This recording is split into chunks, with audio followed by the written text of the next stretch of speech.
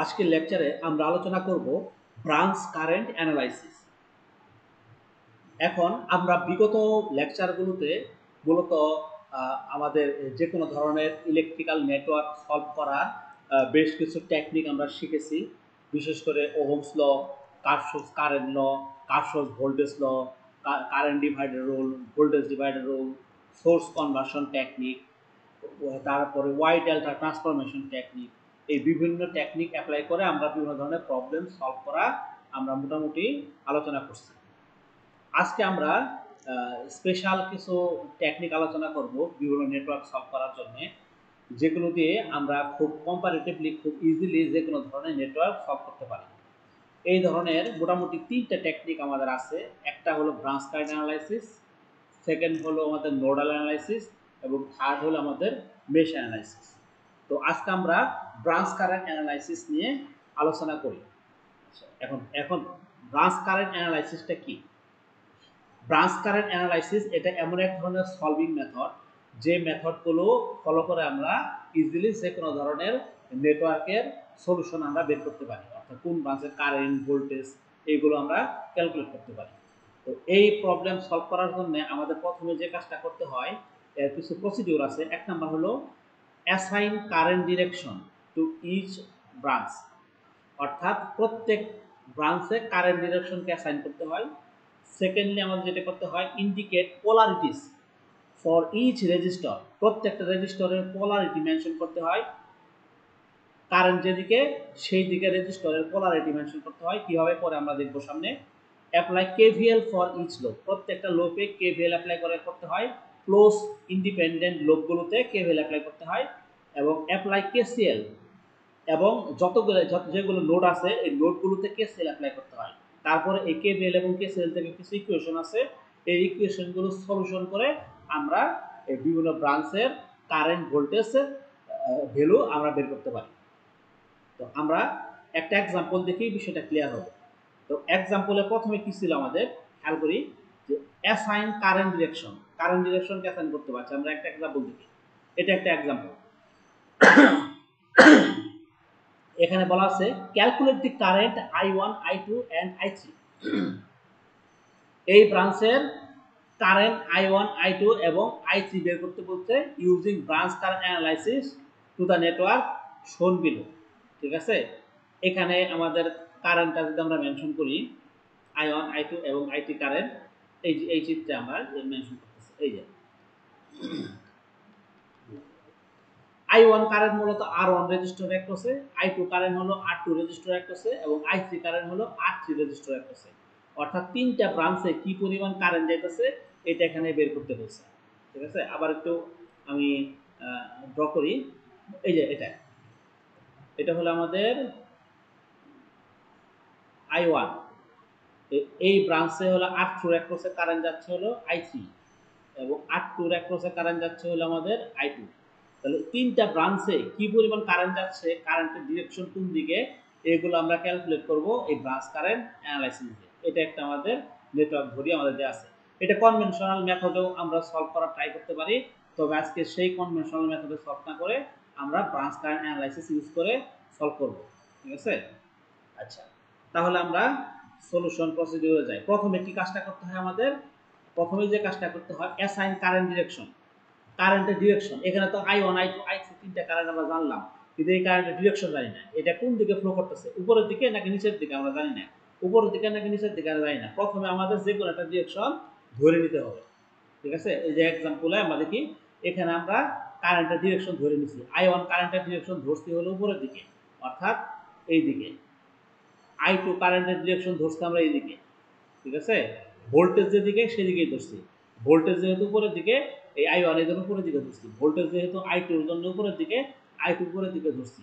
এবং R3 correction যেহেতু দুইটা এই দিকে আসছে, তাহলে একটা অবশ্যই নিচ দিকে যাবে, এই জন্য R2 কারেন্টের ডিরেকশন আমরা ধরছি R3 কারেকশন ডিরেকশন, অর্থাৎ I3 কারেন্টের ডিরেকশন আমরা ধরছি নিচের দিকে। ঠিক আছে, তাহলে আমাদের প্রথম কাজ শেষ। অ্যাসাইন কারেন্ট ডিরেকশন, আমরা কারেন্ট ডিরেকশনকে অ্যাসাইন করে ফেলছি। আবার বলি, এই কারেন্ট ডিরেকশনটা আমাদের ইচ্ছা মাফিক আমরা ধরতে পারি। এখানে আমরা ভোল্টেজ যেদিকে সেই দিকে কারেন্ট ধরছি। ঠিক আছে, তুমি উল্টা ধরতে চাইলে উল্টা ধরতে পারো, কোনো সমস্যা নাই। ঠিক আছে, যেহেতু ভোল্টেজ উপরের দিকে আমরা উপরে ধরছি। আবার এই দুইটা যেহেতু এই পয়েন্টে যাইতেছে তাহলে একটা কারেন্ট এদিকে বের হবে, এই কারণে আইসি কারেন্টটা আমরা নিচের দিকে ধরছি। ঠিক আছে, ফাইনাল ফলাফল যদি আমাদের ডিরেকশন ভুল আসে তাহলে রেজাল্টে আমাদের মাইনাস আসবে। ঠিক আছে, মাইনাস আসা মানে হলো কারেন্টের ডিরেকশন আমাদের ভুল হয়েছে, উল্টা কারেন্টের ডিরেকশন হবে, ওটা আমরা দেখবো সামনে। ঠিক আছে, তাহলে কারেন্টের ডিরেকশন আমাদের দেওয়া শেষ, ফার্স্ট কাজ আমাদের শেষ। এরপর সেকেন্ড কাজটা আমাদের কি ছিল, রেজিস্টরের পোলারিটি ডিফাইন করা। রেজিস্টর প্লাস মাইনাস ডিফাইন করা, পোলারিটি মানে রেজিস্টরের প্লাস মাইনাস, কারেন্ট যেদিকে রেজিস্টরের প্লাস সেই দিকে থাকবে। অর্থাৎ মনে করি কারেন্ট এদিকে যাচ্ছে এখানে, তাই না, নিচ থেকে উপরের দিকে, তাহলে নিচেরটা হবে আমাদের প্লাস, উপরেরটা হবে আমাদের মাইনাস। আর থ্রি অ্যাক্রসে কারেন্ট যাচ্ছে কোন থেকে, উপর থেকে নিচের দিকে, তাহলে উপরেরটা হলো আমাদের প্লাস, নিচেরটা হবে আমাদের মাইনাস। রেজিস্টরের উপরের অংশ প্লাস, নিচের অংশ মাইনাস। এখন আর টুর অ্যাক্রসে কারেন্ট যাচ্ছে কোন দিকে, নিচ থেকে উপরের দিকে, এই কারণে আর টুর নিচেরটা প্লাস এবং উপরেরটা মাইনাস। ঠিক আছে, তাহলে আমরা কারেন্টের পোলারিটি ডিফাইন করে ফেললাম, নির্ণয় করে ফেললাম। এখন আমাদের কাজটা কি, এখন আমাদের যে কাজটা করতে হবে, প্রত্যেকটা লুপে কারশফস ভোল্টেজ ল অ্যাপ্লাই করতে হবে, প্রত্যেক ইন্ডিপেন্ডেন্ট লুপে কারশফস ভোল্টেজ ল অ্যাপ্লাই করতে হবে। ঠিক আছে, তাহলে আমাদের এই যে আমরা যদি উপরে যাই তাহলে আমরা দেখতে পাবো যে আমাদের কাজটা কি ছিল, আমাদের প্রত্যেক ইন্ডিপেন্ডেন্ট লুপে কারশফস ভোল্টেজ অ্যাপ্লাই করা। আমাদের এই apply KVL for each loop closed independent loop. ঠিক আছে, ইন্ডিপেন্ডেন্ট লুপ মানে কি, অর্থাৎ মেশ। আমরা এর আগে লেকচারে যেটা বুঝছি মেশ, অর্থাৎ যে লোককে আর ভাগ করা যায় না সেটা ইন্ডিপেন্ডেন্ট লুপ। তাহলে সেরকম প্রত্যেকটা লোভে আমরা এখন কারশফস ভোল্টেজ অ্যাপ্লাই, এখানে দুইটা ইন্ডিপেন্ডেন্ট লুপ আছে, এটা একটা ইন্ডিপেন্ডেন্ট লুপ এবং তারপরে এটা একটা ইন্ডিপেন্ডেন্ট লুপ। ঠিক আছে, এই দুইটা ইন্ডিপেন্ডেন্ট লুপে আমরা এখন কেভিএল অ্যাপ্লাই করব।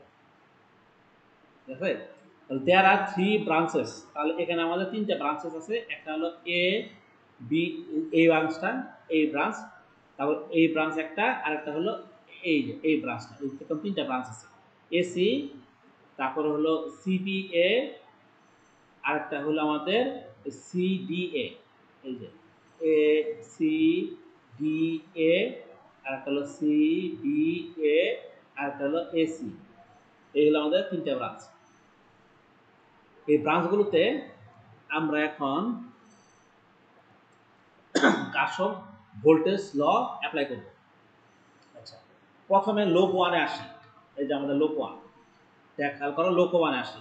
লোপ ওয়ানে যদি আমি এখানে ক্লকওয়াইজ ডিরেকশনে অর্থাৎ এই ডিরেকশনে কারশফস ভোল্টেজ ল অ্যাপ্লাই করি বা কেভিএল অ্যাপ্লাই করি, তাহলে আমরা কি দেখতেছি যে ই ওয়ান মাইনাস থেকে প্লাসে যাইতেছে, অর্থাৎ ভোল্টেজ রাইজ। আর ওয়ানের অ্যাক্রসে ভোল্টেজ কি হইতেছে, প্লাস থেকে মাইনাস যাইতেছে, তাহলে ভোল্টেজ ড্রপ। আর থ্রির অ্যাক্রসে কি হইতেছে, প্লাস থেকে মাইনাস যাইতেছে, মানে ভোল্টেজ ড্রপ। তাহলে voltage rise, voltage drop, voltage drop. তাহলে ফর লোপ ওয়ানে আমরা কি পাইতেছি, লোপ ওয়ানে পাইতেছি প্লাস ই ওয়ান অর্থাৎ ভোল্টেজ রাইজ, মাইনাস রেজিস্টরের অ্যাক্রসে ভোল্টেজ আর ওয়ানের অ্যাক্রসে ভোল্টেজ ড্রপ, মাইনাস ভি আর ওয়ান, মাইনাস ভি আর থ্রি, অর্থাৎ আর থ্রি রেজিস্টর অ্যাক্রসে ভোল্টেজ ড্রপ সমান সমান 0। অনুরূপভাবে লোপ টুতে যাই, লোপ টুতেও যদি আমি ক্লকওয়াইজ ডিরেকশনে কারশফস ভোল্টেজ অ্যাপ্লাই করি, এটা দেখো মাইনাস থেকে প্লাসে যাইতেছে, ভোল্টেজ রাইজ, তাই না। তারপর দেখো এখানে মাইনাস থেকে প্লাসে যাইতেছে, ভোল্টেজ রাইজ, প্লাস থেকে মাইনাস যাইতেছে কি, ভোল্টেজ ড্রপ।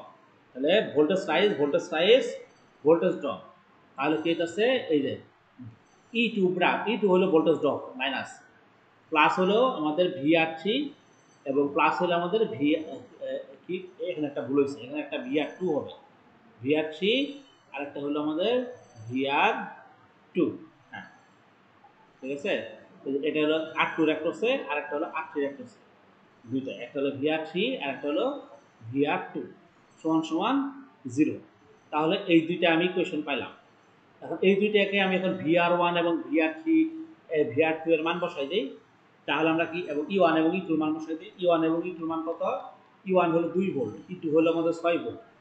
তাহলে এই সমীকরণগুলোতে বসাই দেই, 2 মাইনাস ভি মানে কি, ভি ইকুয়াল টু আইআর, এখানে আই কত, আই ওয়ান, আর কত ছিল দেখো, আর ওয়ানের মান কত, এই যে আর ওয়ানের মান হলো 2 আর আই এর মান হলো আই, তাহলে 2i1, 2 গুণন i1, তাহলে ভি আর থ্রি এর মান কত হবে, এর মান হবে 4 গুণন I3। এটা কিভাবে পেলাম? Voltage equal to current into resistor. Current হলো I3, রেজিস্টর হলো 4। তাহলে ভোল্টেজ হবে আমাদের 4 গুণন I3। তাহলে এরকম ভাবে R2 এর অ্যাক্রসে ভোল্টেজ আমাদের VR2 কত হবে? VR2 হবে এটা হলো 1 গুণন I2। এই মানগুলো আমি এই সমীকরণে বসাই দিলাম। এই যে -2 I1 -4 I3 এই সমীকরণে মানগুলো বসাই দিলে দুইটা ইকুয়েশন পাবো। ঠিক আছে, একটা ইকুয়েশন নাম্বার 1, ইকুয়েশন নাম্বার 2। তাহলে আমাদের কার্শফ ভোল্টেজ ল অ্যাপ্লাই করা শেষ। এরপরে আমাদের কাজটা কি ছিল? ব্রাঞ্চ কারেন্টের। এরপরে আমাদের কাজটা হলো আমাদের অ্যাপ্লাই কার্শফ কারেন্ট ল। নোটগুলোতে কার্শফ কারেন্ট ল অ্যাপ্লাই করতে হবে। আচ্ছা, এখন আমি নোটগুলোতে কার্শফ কারেন্ট ল অ্যাপ্লাই করি। ঠিক আছে, খেয়াল করে দেখো, এখানে নোট এ 1 নাম্বার নোডে আমি অ্যাপ্লাই করি। এই যে এই নোডে আমি যদি কার্শফ কারেন্ট অ্যাপ্লাই করি, এখানে ঢুকতেছে কি কি কারেন্ট? I1 কারেন্ট ঢুকতেছে, I2 কারেন্ট ঢুকতেছে, আর বের হইতেছে কোন কারেন্ট? I3 current. তাহলে বলতে পারি I1 plus I2 equal two I3। এটা লিখতে পারি I1 plus I2 equal two I3। I1 plus I2 equal two I3। এই I3 টা যদি এই পাশে নেই, তাহলে I1 plus I2 minus I3 equal to 0। এটা হলো 3 নাম্বার সমীকরণ। এখন খেয়াল করো, 1 নাম্বার সমীকরণ, 2 নাম্বার সমীকরণ, 3 নাম্বার সমীকরণ পাইছি। তিনটে সমীকরণ আননোন, তিনটে কি কি আননোন? I1 I2 I3। যতগুলো সমীকরণ ততগুলো যদি আননোন থাকে, তাহলে এই সমীকরণগুলোকে সলিউশন করে আমরা সেই আননোনগুলোর ভ্যালু বের করতে পারি। কিভাবে এই ভ্যালু করে বের করব? এখন এই ইকুয়েশনগুলো আমরা সাজায় লিখি। সাজায় লিখলাম, এই যে ইকুয়েশনগুলো সাজায় লিখলাম। এখন এগুলোকে আমরা যে কোনো সিস্টেমে, প্রতিস্থাপন পদ্ধতি, অপনয়ন পদ্ধতি, তারপর বজ্রগুণন পদ্ধতি, ম্যাট্রিক্স পদ্ধতি, যে কোনো একটা পদ্ধতি যেগুলো আমরা শিখে আসছি ইকুয়েশন সলভ করার, সেগুলো অ্যাপ্লাই করে ইকুয়েশনকে সলভ করলেই I1 I2 এবং I3 এর মান আমি পাই দেবো। এখানে ম্যাট্রিক্স পদ্ধতিতে I1 I2 I3 এর মান বের করা দেখানো আছে। ম্যাট্রিক্স পদ্ধতিতে মানটা কিভাবে বের করি?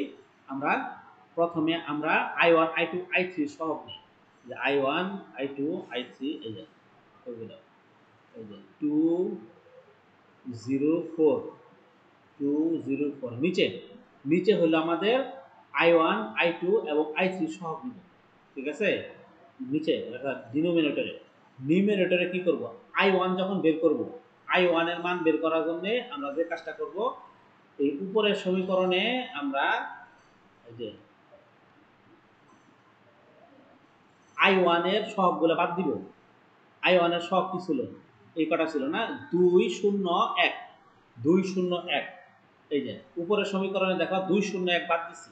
201 বাদ দিয়ে আমি কনস্ট্যান্টের মান নিছি। এই জায়গায় আমি বসাইছি কি মান? এই 260 এই মানটা বসাইছি। ঠিক আছে, এই যে 260।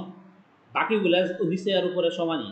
বাকিগুলো I1 এর সহগ, I2 এর সহগ, I3 এর সহগ যা আছে তাই থাকবে। উপরে শুধুমাত্র I1 এর সহগের জায়গায় কনস্ট্যান্ট গুলো বসবে। ঠিক আছে, আর নিচে ডিনোমিনেটরে নিচে আমাদের I1 এর সহগ, I2 এর সহগ, I3 এর সহগ, তিনটে ম্যাট্রিক্স আকারে তিনটে কলামে আমি I1 এর সহগ, I2 এর সহগ, I3 এর সহগ লিখব।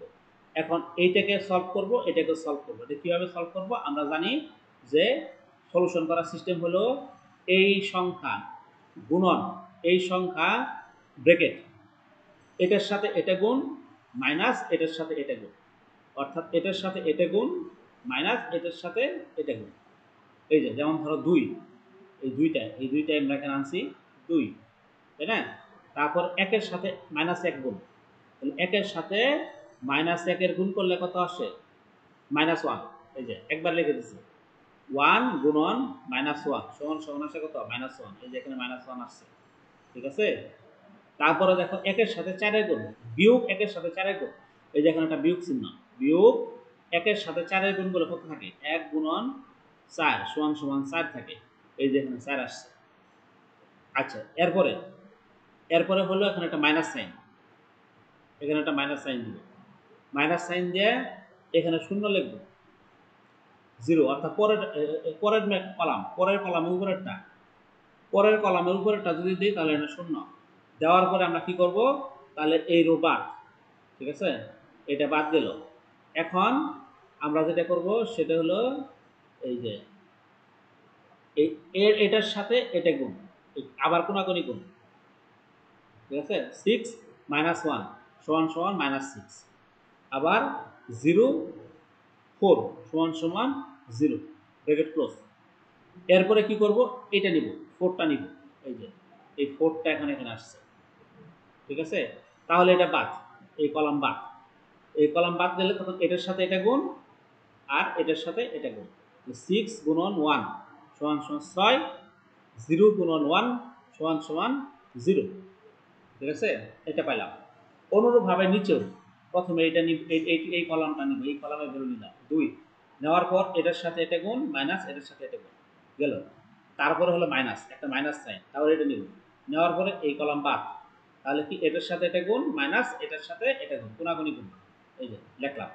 তারপরে হলো আমাদের এটা নিব 4, 4 নিলাম, 4 নেওয়ার পরে এই কলাম বাদ, এটার সাথে এটা গুণ মাইনাস এটার সাথে এটা গুণ, 0 1 এ 0, তারপরে কি বলে ওই যে 1 1 এ 1, ঠিক আছে, এই যে 1 -1, ঠিক আছে, দিলাম।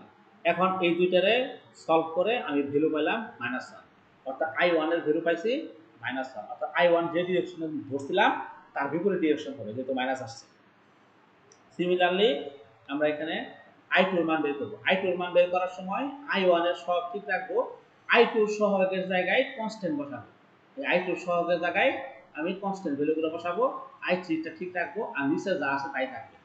নিচে ডি, এটা সমস্যা ডি ধরে রাখছি, এটা নিচে সেম থাকবে। এই দুটো সলভ করলে এটা আসে। অনুরূপভাবে I3 এর ভ্যালুর বেলায় I1 I2 সব ঠিক রাখবো, I3 সহগের জায়গায় কনস্ট্যান্ট বসাবো, বসায় আমরা এই নিচের ভ্যালু এটা জায়গায় রাখবো। এই দুটো ক্যালকুলেশন করলে আমার এখানে আসবে আমাদের 1 অ্যাম্পিয়ার, ঠিক আছে। তো এটি হলো আমাদের I1 I2 এবং I3 এর মান, যেটা আমরা বের করতে চাইছি। আচ্ছা, এখানে আরেকটা एग्जांपल দেয়া আছে যে apply branch current analysis to the network shown below and find the branch current। এই প্রত্যেকটা ব্রাঞ্চ কারেন্ট এখানে বের করতে বলছে, যে R1 অ্যাক্রসের কারেন্ট, R3 অ্যাক্রসের কারেন্ট এবং R2 অ্যাক্রসের কারেন্ট, অর্থাৎ I1 I3 এবং I2 এর মান বের করতে বলছে। ওই সেম প্রসিডিউর আমরা ফলো করব, সেম প্রসিডিউর ফলো করে এটা যদি আমরা সলভ করি তাহলে আমরা দেখব যে আমাদের ব্রাঞ্চ কারেন্ট বের হয়ে গেছে, ঠিক আছে। এইগুলো আমরা বয়েল স্ট্রিটের বই থেকে দেখব, এইগুলো আমরা বয়েল স্ট্রিটের বই থেকে পড়াইতেছি, বয়েল স্ট্রিটের বই। হ্যাঁ, এই যে এটা হলো বয়েল স্ট্রিটের বইয়ের অধ্যায় 8, অধ্যায় 8-এ আমাদের ব্রাঞ্চ কারেন্ট অ্যানালাইসিসের এই যে ম্যাথটা আমি দেখাইলাম एग्जांपल আমাদের হোমওয়ার্ক দেওয়া আছে সেটা, ঠিক আছে, যে এটাকে সলভ করবা। Apply branch current analysis to the network of figure এত, ঠিক আছে। এখানে সেম প্রসিডিউর আমরা সলভ করছি। প্রথমে কারেন্টের ডিরেকশন I1 ধরে নিছি, I2 ধরে নিছি, I3 ধরে নিছি, ঠিক আছে। I1 I2 I3 আমরা এটাকে আমরা ধরছি, হয়ে গেল। হ্যাঁ, তিনটা, যে কোনো তিনটা ডিরেকশনে আমরা I1 I2 I3 ব্যাটারিজের দিকে সেই দিকে এখানে ধরা হয়েছে, যে I1 উপরের দিকে, I3 উপরের দিকে, I2 টা নিচের দিকে, ঠিক আছে। এভাবে ব্যাটারি ডিরেকশন অনুযায়ী ধরা হয়েছে। তারপরে আমাদের পোলারিটি ঠিক ধরা হয়েছে, কারেন্ট ডিরেকশন অনুযায়ী কারেন্ট যেদিকে যাইতেছে তার প্রথমে প্লাস পরে মাইনাস। রেজিস্টারে পোলারিটি করা হয়েছে R3 প্লাস মাইনাস, এই R2 এর ক্ষেত্রে উপরেরটা প্লাস নিচে মাইনাস। এইভাবে কারেন্টের ডিরেকশন অনুযায়ী পোলারিটি ঠিক করা হয়েছে। তারপর দুইটা লোভে আমাদের কেভিএল অ্যাপ্লাই করা হয়েছে, কারশফ ভোল্টেজ ল অ্যাপ্লাই করা হয়েছে। যেমন এখানে এটা হলো ভোল্টেজ রাইজ, তারপর ভোল্টেজ ড্রপ, তারপরে এটা আমাদের ভোল্টেজ রাইজ, তাই না। এই জন্য প্রথম কেভিএল লোপে যে ভোল্টেজ রাইজ, ভোল্টেজ ড্রপ, তারপর ভোল্টেজ রাইজ। দ্বিতীয় নাম্বার লোপে আমাদের কি করা হয়েছে খেয়াল করে দেখি, এটা হলো আমাদের ভোল্টেজ রাইজ, এটাও আমাদের voltage drop, voltage rise, voltage rise, তাহলে এক voltage rise, voltage drop, voltage rise, voltage rise. আচ্ছা, এটা হলো এটা ভোল্টেজ ড্রপ, আর ও না, এটা হলো ভোল্টেজ রাইজ, এটা ভোল্টেজ ড্রপ, এটাও ভোল্টেজ প্লাস থেকে মাইনাস আসছে না, প্লাস থেকে মাইনাস আসছে, ভোল্টেজ ড্রপ, তাহলে ভোল্টেজ রাইজ, অর্থাৎ দুইটা ভোল্টেজ রাইজ, দুইটা ভোল্টেজ ড্রপ, এই যে voltage rise, voltage drop, voltage drop, voltage rise, ঠিক আছে। এই কেভিএল অ্যাপ্লাই করা হয়েছে এখানে। অ্যাপ্লাই করার পর এই দুইটা ইকুয়েশন পাইছি, এই দুই ইকুয়েশন, আর এই নোডে আমাদের কেসিএল অ্যাপ্লাই করছি, I1 plus I3 equal to I2, I1 plus I3 equal to I2। এখন এই তিনটে সমীকরণকে সলভ করে তিনটা আননোন ভ্যালু আমরা পাইছি। আছে, এই যে সলভ করে আমরা পাইছি I1 I2 এবং I3 মান আমরা পাইছি। তো এটা হলো আমাদের বয়েল স্টেটের বইয়ে আমাদের এই প্রবলেমগুলো দেয়া আছে। আমরা বয়েল স্টেটের বই দেখব 267 নাম্বার পেজ। আছে, এই হলো আমাদের ব্রাঞ্চ কারেন্ট অ্যানালাইসিস। ওকে, এগুলো ইনশাআল্লাহ আমরা এখন দেখব মেশ কারেন্ট অ্যানালাইসিস বা নোডাল অ্যানালাইসিস, যেটা আমরা দেখি।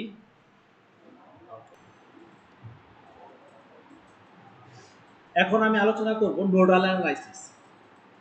ব্রাঞ্চ কারেন্ট অ্যানালাইসিসের মতো নোডাল অ্যানালাইসিসও আমাদের আননোন ব্রাঞ্চের বিভিন্ন কারেন্ট এবং ভোল্টেজ বের করার জন্য একটা টেকনিক, যে টেকনিক ফলো করে, যে প্রসিডিউর ফলো করে আমরা বিভিন্ন আননোন ব্রাঞ্চে আমরা আননোন নোডের ভোল্টেজ, কারেন্ট এগুলোকে ক্যালকুলেট করতে পারি। তো নোডাল অ্যানালাইসিস অ্যাপ্লাই করার জন্য সর্বপ্রথম আমাদের নোড চিনতে হবে। What is node? নোড জানতে হবে। বিগত ক্লাসে আমি নোড কি এগুলো নিয়ে আলোচনা করছি, আশা করি সবাই এখন বুঝতে পারবা যে নোড কি, যা না হলে আলোচনাটা দেখে আসতে পারো। তো নোডাল অ্যানালাইসিসে প্রথমে আমাকে নাম্বার অফ নোড ডিটারমাইন করতে হবে, অর্থাৎ একটা সার্কিটে কতগুলো নোড আছে সেগুলোকে ডিটারমাইন করতে হবে। এরপরে এই নোডগুলোর মধ্যে যে কোনো একটা নোডকে রেফারেন্স নোড ধরতে হবে।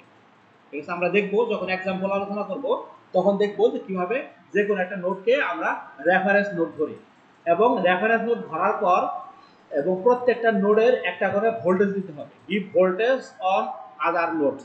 ঠিক আছে, এবং প্রত্যেক নোডের একটা বড় করে ভোল্টেজ, অর্থাৎ ভোল্টেজের নামকরণ করতে হবে, অর্থাৎ V1 V2 এভাবে ভোল্টেজের নামকরণ করতে হবে নোডগুলো। এরপরে কাজটা হলো আমাদের একটা KCL অ্যাপ্লাই করতে হবে, ওই প্রত্যেকটা নোডে আমাদের KCL অ্যাপ্লাই করতে হবে, কার্শফ কারেন্ট ল। কার্শফ কারেন্ট অ্যাপ্লাই করার পর আমরা বেশ কয়েকটা সমীকরণ পাবো, ওই সমীকরণগুলো সলিউশন করলে আমরা মোটামুটি ওই আননোন ব্রাঞ্চের প্যারামিটারগুলো আমরা বের করে ফেলতে পারবো। তাহলে আমরা নিচে এক্সাম্পল দেখি। হ্যাঁ, এখানে একটা প্রবলেম দেওয়া আছে, determine the nodal voltage for the network of figure below and find out current through R1 R2 and R3। এই সার্কিটের নোডাল ভোল্টেজগুলোকে আমাদের ডিটারমাইন করতে বলছে, অর্থাৎ প্রথমে আমাদের নোডাল ভোল্টেজগুলোকে বের করতে বলছে এবং এরপরে রেজিস্টার R1 R2 এবং R3 রেজিস্টারে কি পরিমাণ কারেন্ট ফ্লো করতেছে, কি পরিমাণ কারেন্ট প্রবাহিত হইতেছে সেটার মান বের করতে বলছে। তো আমরা স্টেপ বাই স্টেপ এটাকে সলিউশন করার চেষ্টা করি। প্রথম স্টেপটা কি ছিল আমাদের? প্রথম স্টেপ হলো number of node find out করা, অর্থাৎ এই সার্কিটে কতগুলো নোড আছে সেটাকে ফাইন্ড আউট করা। আমরা যদি একটু খেয়াল করি তাহলে আমরা দেখব যে এই সার্কিটে কতগুলো নোড আছে এটা আমরা সহজেই বুঝতে পারবো। খেয়াল করে দেখো, এই সার্কিটটাতে এই এলিমেন্ট অর্থাৎ কারেন্ট সোর্স এবং একটা রেজিস্ট্যান্স, এই দুইটা এলিমেন্ট এই পয়েন্টে মিলিত হয়েছে, অর্থাৎ এটা হলো তার জাংশন পয়েন্ট, তাই না? এই যে এখানে মেনশন করছে, তাহলে এটা একটা নোড। অনুরূপভাবে এই যে এই রেজিস্ট্যান্স, এই রেজিস্ট্যান্স, এই রেজিস্ট্যান্স এই জাংশন পয়েন্টে মিলিত হয়েছে। এরপরে দেখো এই resistance, R3 resistance, R2 resistance এবং 2 অ্যাম্পিয়ারের কারেন্ট সোর্স, এই তিনটা মিলিত হয়েছে কোন জাংশন পয়েন্টে? এই জাংশন পয়েন্টে মিলিত হয়েছে। তাহলে এটা কি আরেকটা নোড? দুইটা নোড পাইলাম। এখানে আর কোনটা নোড আছে খেয়াল করে দেখো, এই current source, R1 resistance, R2 resistance এবং 2 অ্যাম্পিয়ারের কারেন্ট সোর্স, এই সবগুলো মিলিত হয়েছে আমার এই নিচের জাংশন পয়েন্টে, নিচের এই জাংশন পয়েন্টে মিলিত হয়েছে। তাহলে এটা একটা নোড। তাহলে এখানে আমি তিনটা নোডের অস্তিত্ব পাইলাম। একটা নোড যেটা 4 অ্যাম্পিয়ার কারেন্ট R1 রেজিস্ট্যান্স এবং R3 রেজিস্ট্যান্সকে মিলিত করছে। আরেকটা নোড যেটা R3 রেজিস্ট্যান্স, R2 রেজিস্ট্যান্স এবং 2 অ্যাম্পিয়ারের কারেন্ট সোর্সকে মিলিত করছে। তাহলে আরেকটা নোড। আবার আরেকটা নোড আমরা পাইলাম যেখানে 4 অ্যাম্পিয়ারের current source, R1 resistance, R2 resistance এবং 2 অ্যাম্পিয়ারের এই কারেন্ট সোর্সটা মিলিত হয়েছে। তাহলে এখানে টোটাল নাম্বার অফ নোড হলো আমাদের 3টা। ঠিক আছে, আমাদের 1 নাম্বার কাজ শেষ। 2 নাম্বার কাজ হলো এই নোডগুলোর মধ্যে যে কোনো একটা নোডকে রেফারেন্স নোড হিসেবে আমরা ধরতে হবে। রেফারেন্স নোড হলো যার সাপেক্ষে ভোল্টেজটাকে আমরা মেজার করব। যেহেতু এটা আমাদের গ্রাউন্ড করা আছে, ঠিক আছে, সুতরাং এটাকে আমি রেফারেন্স নোড হিসেবে ট্রিট করলাম। এই নোডটার নাম হলো রেফারেন্স নোড। ইচ্ছা করলে অন্যগুলোকেও ধরতে পারতাম, ফলাফলে কি আসবে, যেহেতু এটাকে আমাদের গ্রাউন্ড করা, এটাকে আমরা রেফারেন্স নোড হিসেবে ট্রিট করলাম। এরপরে হলো বাদ বাকি নোডগুলোর নামকরণ করতে হবে। মনে করি এই নোডের নাম দিলাম V1, এই নোডের নাম দিলাম V2। তাহলে এখানে নোডের নাম হলো আমাদের কি V1 এবং এই নোডের নাম হলো V2। সুতরাং আমাদের স্টেপ 1 এবং স্টেপ 2 অনুযায়ী যে প্রসিডিউরগুলো ফলো করার কথা সেই প্রসিডিউরগুলো আমরা ফলো করে ফেলছি। আমরা determine the number of nodes করে ফেলছি, পিক দ্য রেফারেন্স নোড করে ফেলছি, and give voltage on other node এটাও করে ফেলছি। এরপরে কাজটা আমার হলো apply KCL at each node, প্রত্যেক নোডে কেসিএল অ্যাপ্লাই করা। ঠিক আছে, এখানে নোড কয়টা আছে? দুইটা, একটা নোড দুইটা নোড, যেহেতু এটা রেফারেন্স নোড, সুতরাং এই দুইটা নোডে আমি এখন কেসিএল অ্যাপ্লাই করব। তাহলে ফর নোড V1, এই V1 নোডে আমি যদি কেসিএল অ্যাপ্লাই করি, তাহলে অ্যাপ্লাই কেসিএল V1 নোডে কারেন্ট প্রবেশ করতেছে কোনটা, খেয়াল করে দেখো। V1 নোডে আরেকটা বিষয় বলে রাখি, সেটা হলো কারেন্টের ডিরেকশনটাকে যখন আমরা ধরবো তখন এমন ভাবে ধরবো যে কারেন্ট নোড থেকে বের হয়ে যাইতেছে। ঠিক আছে, যেমন ধরো এখানে আমাদের কারেন্ট নোড থেকে বের হয়ে যাইতেছে, রেফারেন্সের থেকে বের হয়ে যাইতেছে রেফারেন্সের দিকে।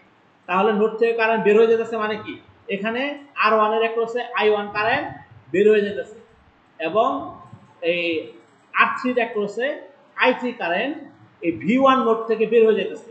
আমরা যখন V1 এর জন্য ইকুয়েশন লিখবো তখন এই কারেন্টের ডিরেকশনগুলো এমন ভাবে দিব যেন V1 নোড থেকে এই কারেন্টগুলো বের হয়ে যায়।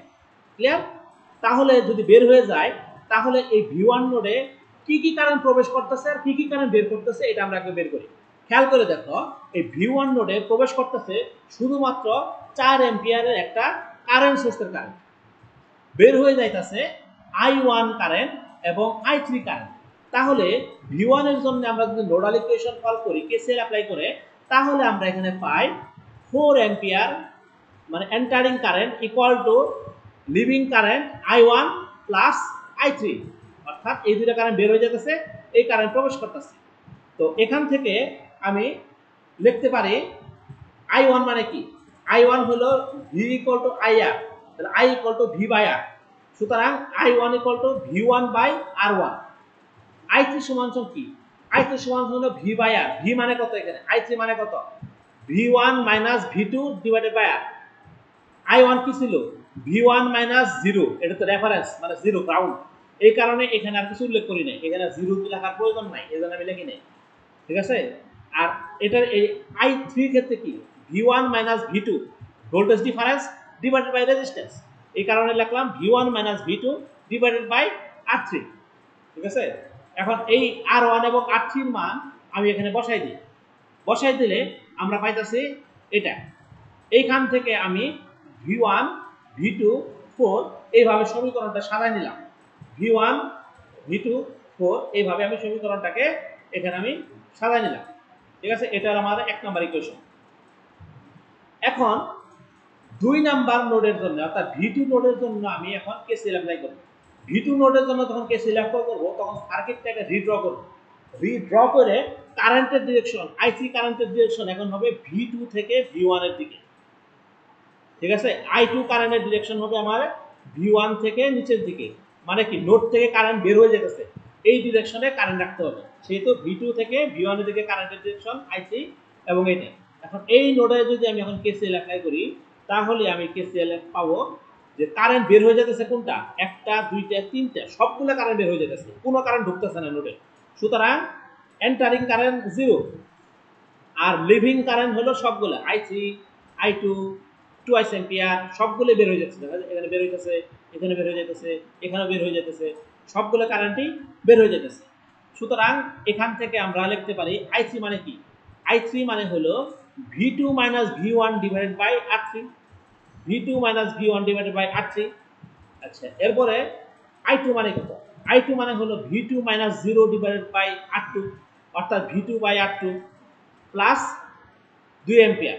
ইকুয়েশন লিখলাম, এই সমীকরণে R2 এবং R3 এর মান বসাইলাম, বসায় সমীকরণটাকে V1 V2 আকারে সাজাই লিখলাম, তাহলে 2 নাম্বার সমীকরণ পেলাম এটা। এখন এই মাঝখানের অংশগুলো ক্যালকুলেশন করে আমরা এই 1 নাম্বার এবং 2 নাম্বার সমীকরণকে যদি সাজায় লিখি তাহলে পাই 7v1 v2 = 48। কিভাবে পাইলাম? এখান থেকে ক্যালকুলেশন করবা, এই যে 12 1/12 1/2 এগুলোকে যোগ করবা, এগুলোকে যোগ করে সাফিসিয়েন্ট সংখ্যা দিয়ে গুণ করবা, গুণ করে ভগ্নাংশটাকে দূর করবা, ভগ্নাংশটা দূর করলে আমাদের আসে হলো 7v1 v2 = 48। এখানে তাহলে আমরা কত দিয়ে গুণ করছিলাম? এখানে 4 12 48, 12 দিয়ে গুণ করছি, ঠিক আছে। এটাকে যোগ করার পর 12 দিয়ে গুণ করে দিছি, ঠিক আছে। 12 দিয়ে গুণ করে দিলে 4 12 48 হয়েছে। এখানে 12 12 কাটাকাটি গেছে, এখানে 12 12 কাটাকাটি যায় আমাদের থাকতেছে হলো আমাদের এই 7v1 v2 = 48 একবারে করে দিছি, ঠিক আছে। এখানে ক্যালকুলেশন করে দেখো এটা আসবে, ঠিক আছে। এরপরে আমাদের এই দ্বিতীয় লাইনকে যদি আমরা এটাকে যোগ করি 1/12 + 1/6 যোগ করার পর যদি 1/12 - 2 এটাকে যোগ করার পর যদি আমি এটাকে 12 দিয়ে গুণ করে দেই তাহলে দেখবে এখানে ভগ্নাংশ দূর হয়ে এটা আসে, মানে এটা জাস্ট একটা সিম্পলিসিটির জন্য করলাম, ঠিক আছে। এইভাবে সিম্পলিসিটির জন্য যাতে ইকুয়েশন সলভ করা সহজ হয় এই কারণে আমরা এই ইকুয়েশনগুলোকে ভগ্নাংশ আকারে না রেখে ভগ্নাংশগুলোকে দূর করে দিলাম। এখন এই দুটো সমীকরণকে আমাদের যে কোনো সিস্টেমে আমরা এখানে কি বলে ম্যাট্রিক্স পদ্ধতি অ্যাপ্লাই করছি, করে ওই সলিউশন করে আমরা v1 এবং v2 এর মান আমরা নির্ণয় করছি। v1 এবং v2 এর মান যেহেতু বের করছি তাহলে স্বাভাবিকভাবে i1 i2 এবং i3 মান বের করা যাবে, কারণ i1 মানে v1/r1, i2 মানে v2/r2, i3 মানে এই দেখো i3 এর জন্য কিন্তু দুটো ইকুয়েশন পাইছিলাম। প্রথমটার জন্য পাইছিলাম v1 - v2/r3, পরেরটার জন্য পাইছিলাম v2 - v1/r3। এখন দেখতে হবে v1 বড় না v2 বড়, ঠিক আছে। যদি দেখো v1 বড়, এখানে v1 বড়, তাহলে আমার ইকুয়েশন দিতে হবে v1 - v2/r3, ঠিক আছে। অর্থাৎ আমাদের তখন ইকুয়েশন চলে যাবে হলো এই যে এটা হবে না, এটা তখন বলবৎ হবে না, তখন আমার ইকুয়েশন আসবে হলো আমাদের এই যে এটা, এই ইকুয়েশনটা তখন i3 এর জন্য বলবৎ হবে, ঠিক আছে। v1 - v2/r3 এই ইকুয়েশন দিয়ে আমরা এটাকে সলভ করব, যেহেতু v1 টা বড় এই কারণে, ঠিক আছে। বড় থেকে ছোট বাদ যাবে বাই r3 = এত অ্যাম্পিয়ার কারেন্ট। তাহলে i1 i2 এবং i3 কারেন্টের মান আমরা এখান থেকে সহজেই বের করতে পারতেছি। ওকে, এটা গেল একটা প্রবলেম। সেকেন্ড প্রবলেমটা আমরা দেখি। সেকেন্ড প্রবলেমে আচ্ছা, ফার্স্ট প্রবলেমটা থেকে একটা খেয়াল করে দেখি। এখানে কিন্তু কোনো ভোল্টেজ সোর্স নাই। নোডাল অ্যানালাইসিসের ক্ষেত্রে কোনো ধরনের ভোল্টেজ সোর্স থাকা যাবে না। যদি নোডাল অ্যানালাইসিসের কোথাও কোনো ভোল্টেজ সোর্স থাকে অবশ্যই ভোল্টেজ সোর্সটাকে কারেন্ট সোর্সে কনভার্ট করে ফেলতে হবে, এটা বলে দিলাম।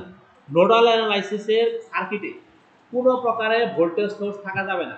যদি কোনো সার্কিটে কোনো প্রকারের ভোল্টেজ সোর্স থাকে তাহলে সেই ভোল্টেজ সোর্সটাকে কারেন্ট সোর্সে কনভার্ট করতে হবে। যদি ভোল্টেজ সোর্সকে কারেন্ট সোর্সে কনভার্ট করা না যায় তাহলে আরও একটা টেকনিক আছে যেটাকে বলে সুপার নোড টেকনিক, সেইটা অ্যাপ্লাই করতে হবে। তো আমরা সুপার নোড টেকনিক আমরা করে দেখব। এরপরের एग्जांपल আমরা দেখি যদি ভোল্টেজ সোর্স থাকে সেক্ষেত্রে কিভাবে ভোল্টেজ সোর্সকে কারেন্ট সোর্সে কনভার্ট করে আমরা নোডাল অ্যানালাইসিস করতে পারি সেটা। আচ্ছা, আমরা এখানে একটা প্রবলেম দেখতেছি। এখানে বলা আছে find the voltage across 3 ohm resistor. 3 ohm resistor কোথায় আছে? এই যে এটা হলো আমার 3 ওহম রেজিস্টর। বলছে যে find the voltage across 3 ohm resistor, অর্থাৎ 3 ওহম রেজিস্টরের অ্যাক্রসে ভোল্টেজ কত সেটা বের করো বাই নোডাল অ্যানালাইসিস। কিভাবে বের করতে হবে? বাই নোডাল অ্যানালাইসিস করে বের করতে হবে। ফর দ্য নেটওয়ার্ক শোন বিলো, নিচের নেটওয়ার্ক থেকে। এটাকে আরো বিভিন্নভাবে বের করা যায়, কিন্তু আমরা এখানে বের করব নোডাল অ্যানালাইসিস ইউজ করে, যেহেতু আমাদের বলে দিয়েছে নোডাল অ্যানালাইসিস করতে হবে। তাহলে কি করব? এখানে যেহেতু একটা ভোল্টেজ সোর্স আছে, দুইটা ভোল্টেজ সোর্স আছে, একটা হলো 8 ভোল্ট, একটা হলো 1 ভোল্ট। ভোল্টেজ সোর্সকে রাখা যাবে না, ভোল্টেজ সোর্সকে কারেন্ট সোর্সে কনভার্ট করে দিতে হবে। তাহলে আমাদের ফার্স্ট কাজ হলো এই ভোল্টেজ সোর্সটাকে কারেন্ট সোর্সে কনভার্ট করা। কিভাবে করব ভোল্টেজ সোর্সকে কারেন্ট সোর্সে কনভার্ট? আমরা জানি ভোল্টেজ সোর্সের সাথে সিরিজের যে রেজিস্ট্যান্স থাকে সেই রেজিস্ট্যান্সটাকে প্যারালালে আনতে হয়। এই যে 2 ওহম রেজিস্ট্যান্সকে আমি প্যারালালে নিয়ে করছি, আর ভোল্টেজ সোর্সটাকে কারেন্ট সোর্স বানাইতে হয়। এই ভোল্টেজ সোর্সটাকে আমরা কি করছি? কারেন্ট সোর্স বানাই দিচ্ছি। কারেন্ট সোর্সের মান কত হবে? কারেন্ট সোর্সের মান সমান সমান ভোল্টেজ ভাগ রেজিস্ট্যান্স I = V/R। তাহলে ভোল্টেজ হলো 8, রেজিস্ট্যান্স হলো 2, তাহলে 8/2 = 4। এটা হলো 4 অ্যাম্পিয়ার কারেন্ট। কারেন্টের ডিরেকশন কোন দিকে? ভোল্টেজের প্লাস যেদিকে কারেন্টের ডিরেকশন সেই দিকে, তাহলে এই দিকে হলো কারেন্টের ডিরেকশন। তাহলে এটাকে আমরা কনভার্ট করলাম। পরেরটাকে আসি। পরেরটা রেজিস্ট্যান্স, সিরিজ রেজিস্ট্যান্স হলো 10, এটাকে আমি প্যারালালি আনবো। যদি এখানে সিরিজ রেজিস্ট্যান্স না থাকতো তাহলে কিন্তু সোর্স কনভার্সন হইতো না, তখন আমার সুপার নোড অ্যাপ্লাই করতে হইতো। বুঝতে পারছো? যেহেতু এখানে একটা সিরিজ রেজিস্ট্যান্স আছে, শুধুমাত্র এই কারণেই ভোল্টেজ সোর্সটাকে আমি কারেন্ট সোর্সে কনভার্ট করতে পারতেছি। সুতরাং এই রেজিস্ট্যান্সটাকে আমার এখন কি করতে হবে? এখানে প্যারালালি প্লট করতে হবে। এই প্যারালালি প্লট করলাম 10 ওহম রেজিস্টর, এবং এই ভোল্টেজ সোর্সটাকে কারেন্ট সোর্স বানিয়ে দিতে হবে। এই ভোল্টেজ সোর্সকে কারেন্ট সোর্স বানিয়ে দিলাম। ডিরেকশন কি হবে কারেন্টের? প্লাসের ডিরেকশনে, এই উপর থেকে নিচের ডিরেকশন, যেহেতু নিচের দিকে প্লাস এই জন্য ডিরেকশন হলো নিচের দিকে। এখন এটার মান কত হবে? ভোল্টেজ ভাগ রেজিস্ট্যান্স, ভোল্টেজ কত 1, রেজিস্ট্যান্স কত 10, 1/10 = 0.1 এম্পিয়ার। ঠিক আছে? তাহলে এই সার্কিটের মডিফাইড সার্কিট হলো আমার নিচের এই সার্কিট। এখন এই সার্কিটের নোড কয়টা আছে খুঁজে বের করতে হবে। খেয়াল করে দেখো, এটা একটা এলিমেন্ট, এটা একটা এলিমেন্ট, এটা একটা এলিমেন্ট, তিনটা এলিমেন্ট, এই চারটে এলিমেন্ট মিলিত হয়েছে কোন জায়গায়? এই নোডে। ঠিক আছে? আচ্ছা, এরপরে দেখো এই এলিমেন্ট, এই এলিমেন্ট, দুইটা এলিমেন্ট, তিনটা এলিমেন্ট, চারটে এলিমেন্ট, এই দিকের চারটে এলিমেন্ট মিলিত হয়েছে কোন জায়গায়? এই নোডে। আবার দেখো এখানে একটা, দুইটা, তিনটা, চারটা, পাঁচটা, ছয়টা, এই ছয়টা এলিমেন্ট মিলিত হয়েছে কি? এই নিচের এই পয়েন্টে। সুতরাং এর নোড হলো তিনটা। নিচের নোডটা যেহেতু সবগুলো কমন নোড, এটা আমি রেফারেন্স নোড রাখলাম, যে কোনো একটাকে রেফারেন্স রাখলেই হয়, এটাকে আমি রেফারেন্স নোড রাখলাম। ঠিক আছে? আর উপরের নোডটার নামকরণ করলাম V1 এবং V2। আমাদের কিন্তু বের করতে হবে 3 ওহমের অ্যাক্রসে ভোল্টেজটা। তার আগে আমাদের কি করতে হবে? V2 এবং V1 রেজিস্ট্যান্স বের করতে হবে, নাইলে আমরা এটা পারবো না। ঠিক আছে? অর্থাৎ V2 রেজিস্ট্যান্স বের করতে হবে তার আগে। আচ্ছা, V2 রেজিস্ট্যান্স বের করলে আমরা এখান থেকে V = IR ফর্মুলা দিয়ে আমরা এখান থেকে কারেন্টের মান বের করতে পারবো। তারপর এখান থেকে ভোল্টেজ ড্রপ আমরা সহজে পাবো। V2 রেজিস্ট্যান্স যেটা, সেটাই হলো আমার এখানে ভোল্টেজ ড্রপ। এটা আমরা ইজিলি বের করতে পারবো, তাই না? কারণ এই দুইটা রেফারেন্স, এটা যদি V2 হয় এটা হলো 0, V2 - 0। সুতরাং আমরা এটা সহজে, এটার ভোল্টেজ হলো V2 ভোল্টেজ, আমরা এটা সহজে বের করতে পারবো 3 ওহমের অ্যাক্রসে। এদের আমাদের V2 ভোল্টেজটা বের করতে হবে। আচ্ছা, এখন আমরা V1 এ KCL অ্যাপ্লাই করব। কারেন্ট প্রবেশ করতেছে কোনটা? আচ্ছা আবার বলতেছে V1 থেকে কারেন্ট বের হইতেছে কোনটা? I1, I2 এবং এখানে এটা। ঠিক আছে? দেখো কারেন্ট বের হইতেছে এখানে I1, আর এটা কি? এটা হলো আমাদের I2। এটা হলো আমাদের I2 কারেন্ট বের হইতেছে নিচের দিকে, আর এটা কারেন্ট ডিরেকশন হলো এই দিকে। ঠিক আছে? I3। ঠিক আছে? বের হইতেছে। আবার V2 এর জন্য এটা বের হইতেছে, এটা বের হইতেছে, এটা তো কারেন্ট সোর্স আছেই। ঠিক আছে? আচ্ছা, আমরা ওই আগের যে প্রসিডিউর ফলো করছি সেই উপরের অঙ্কের প্রসিডিউর ফলো করে এখন এটাকে সলভ করতে পারি। তবে আমি তোমাদেরকে একটা শর্টকাট টেকনিক শেখাবো, যে শর্টকাট টেকনিকে তোমরা সহজেই এটার নোডাল ইকুয়েশন বের করে ফেলতে পারবা। শর্টকাট টেকনিকটা কি আমরা একটু দেখি। আচ্ছা, শর্টকাট টেকনিকটা হলো, যার জন্য ইকুয়েশন বের করবো, মনে করি V1 এর জন্য ইকুয়েশন বের করবো, তাই না? তাহলে আমি এখানে V1 লিখব।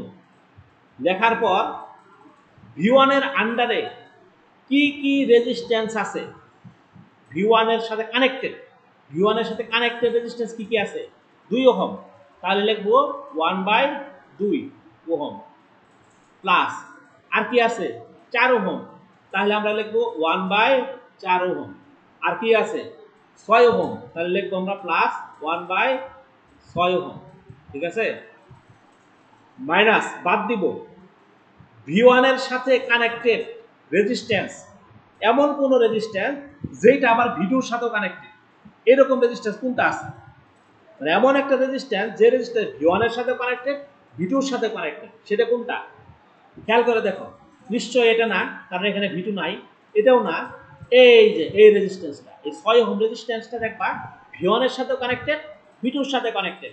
সুতরাং বাদ যাবে হলো আমাদের V2 1/6 ওহম, ঠিক আছে, অর্থাৎ যেটা দুইটার সাথে connected, equal to current source V1 এর সাথে কানেক্টেড কারেন্ট সোর্স কোনটা, এই যে 4 অ্যাম্পিয়ার, ঠিক আছে। 4 অ্যাম্পিয়ার কারেন্ট কি V1 এ ঢুকতেছে না বের হইতেছে? 4 অ্যাম্পিয়ার কারেন্ট V1 এ ঢুকতেছে, ঠিক আছে। আর এগুলো কি, এগুলো হলো সব বের হইতেছিল, এগুলো হলো বের হইতেছিল। তাহলে ঢুকতেছে কোনটা, 4 অ্যাম্পিয়ার কারেন্ট, তাহলে এই কারণে এখানে লিখলাম 4 অ্যাম্পিয়ার, এটা হলো প্লাস, যেহেতু ঢুকতেছে। যদি 4 অ্যাম্পিয়ারের কারেন্ট V1 থেকে বের হয়ে যেত তাহলে এখানে একটা মাইনাস দিতাম, ঠিক আছে। এটা হলো শর্টকাট ফর্মুলা।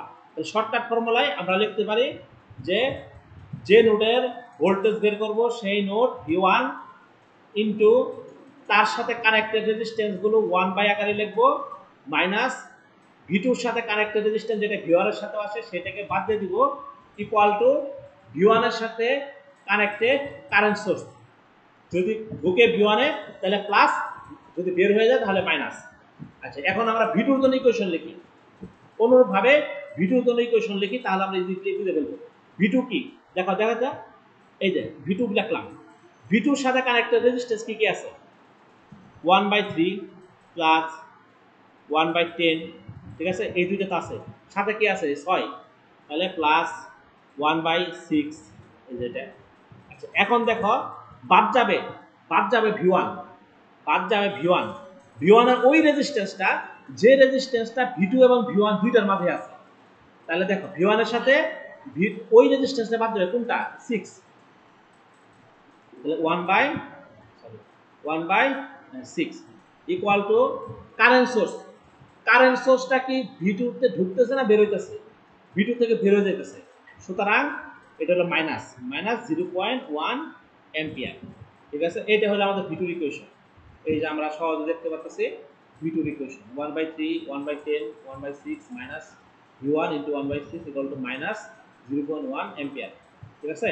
তাহলে এই দুটো ইকুয়েশন আমরা পাইলাম, তাহলে শর্টকাটে আমরা এই দুটো ইকুয়েশন সহজে পাইলাম। আগের প্রসিডিউরে করলেও চলবে, অথবা তুমি সরাসরি এইভাবে বসাই দিলেও চলবে। আগের প্রসিডিউরে দুইবার সার্কিট টাকতে হইতো, এই প্রসিডিউরে দুইবার সার্কিট টাকার প্রয়োজন হয় না শর্টকাট প্রসিডিউরে।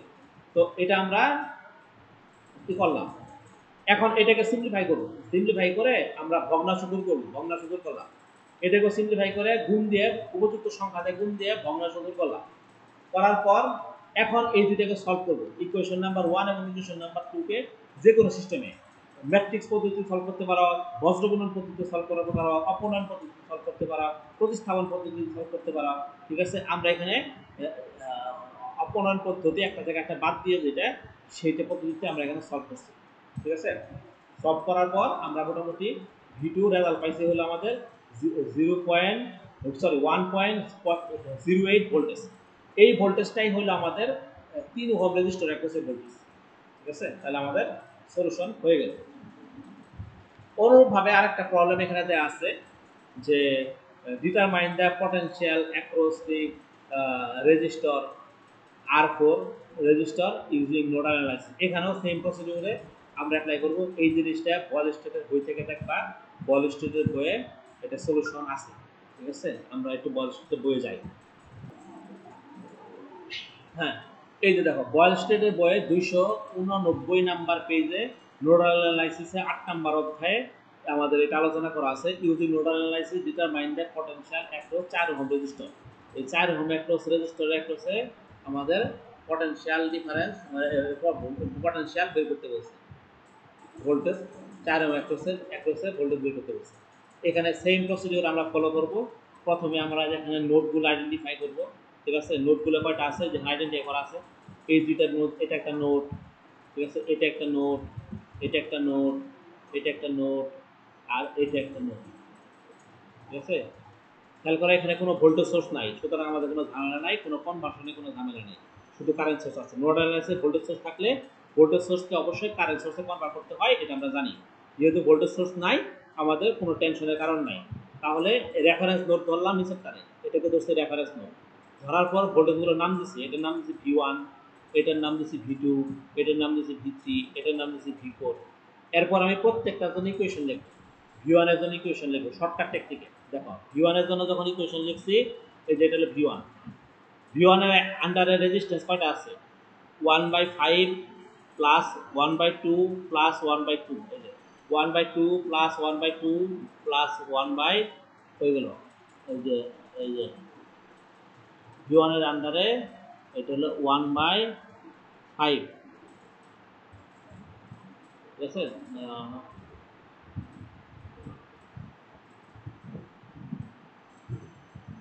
আচ্ছা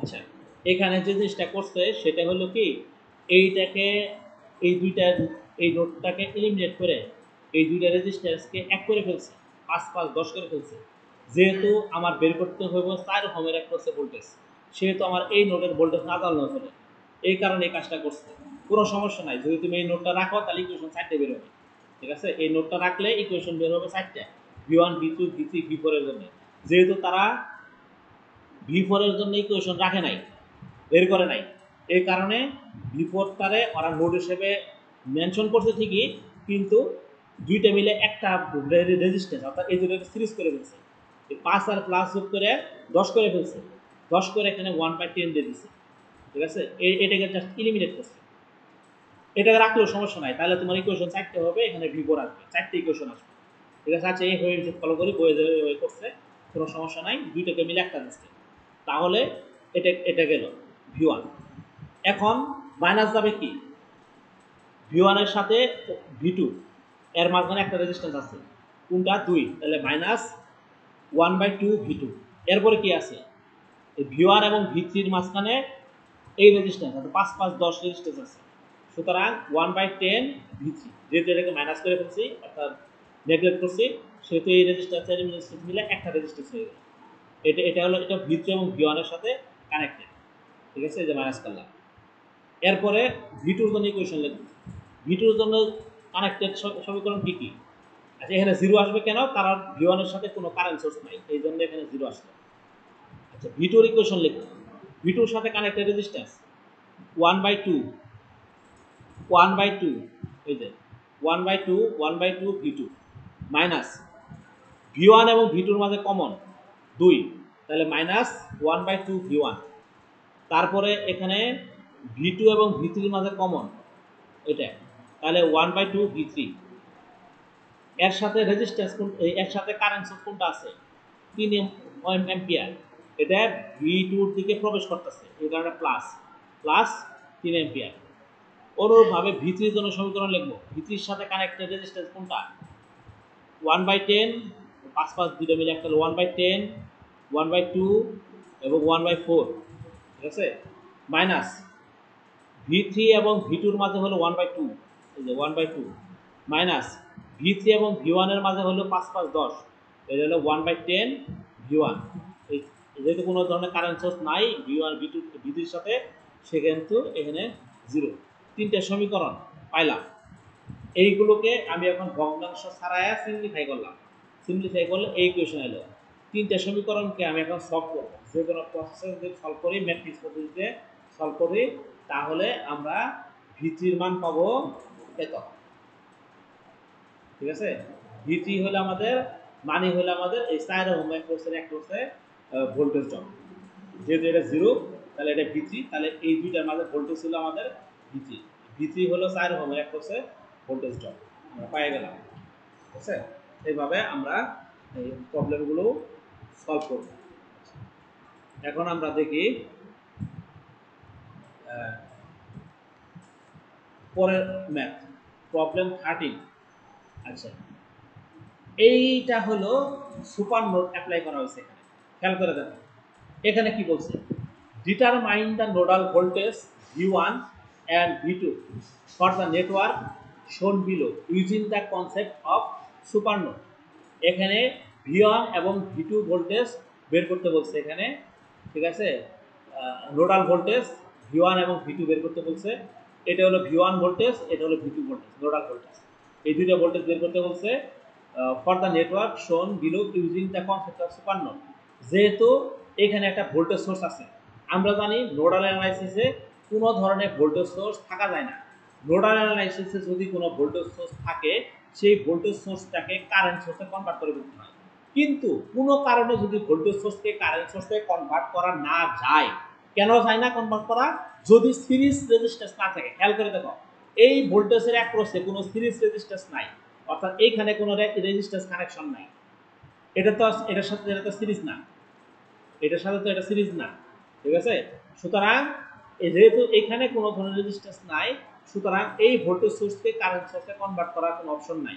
সুতরাং এখন আমাকে ইউজ করতে হবে super node concept. What is super node concept?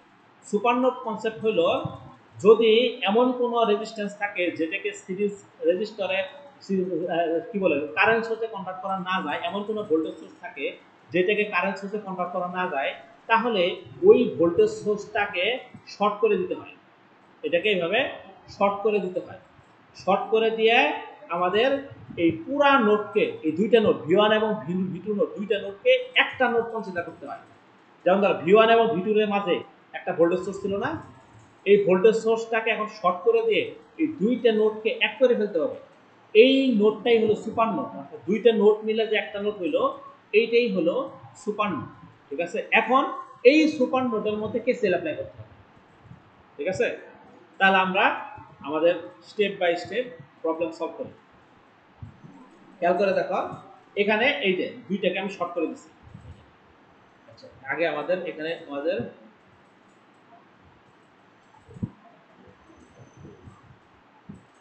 Minute,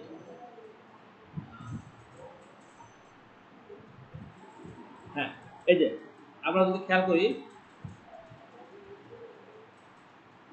এই যে এখানে এবং এখানে এই দুইটার মাঝে আমি কি করছি, শর্ট করে দিচ্ছি। শর্ট করে দিয়ে কি করলাম, এই দুইটা মিলে একটা নোড হয়ে গেল সুপার নোড। এখন এই সুপার নোড অ্যাপ্লাই করি, অ্যাপ্লাইং কেসিএল এট সুপার নোড। এখন এই সুপার নোডের মধ্যে কি কি কারেন্ট প্রবেশ করতেছে, কি কি কারেন্ট বের হইতেছে, খেয়াল করে দেখো। এই যে কারেন্টের ডিরেকশন আমরা আগে থেকেই দিয়ে দিচ্ছি, সেটাই এই যে এখান থেকে I1 কারেন্ট নিচের দিকে যাইতেছে, I2 কারেন্ট নিচের দিকে যাইতেছে। আমরা জানি নোড থেকে নিচের দিকে যায়, এইভাবে কারেন্টের ডিরেকশনগুলো লিখতে হয়, লিখছি। এরপরে I3 কারেন্ট কি করতেছে, এই নোড থেকে বের হয়ে যেতেছে।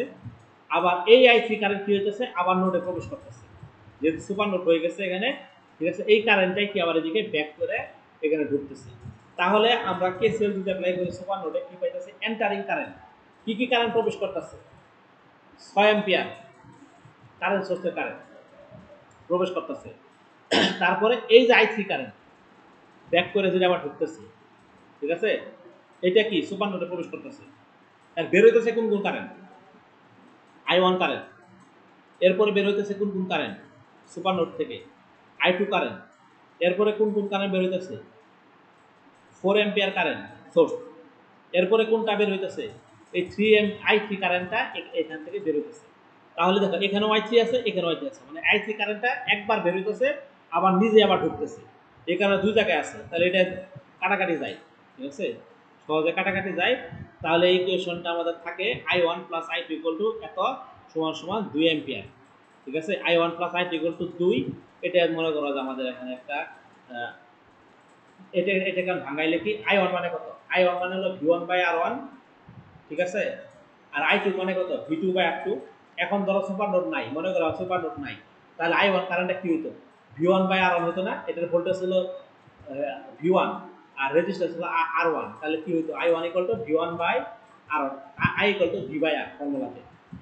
আর অনুরূপভাবে এটা হইতো কি, I2 equal to V2 by R2, ohm's law, I equal to V by R ফর্মুলাতে, ঠিক আছে?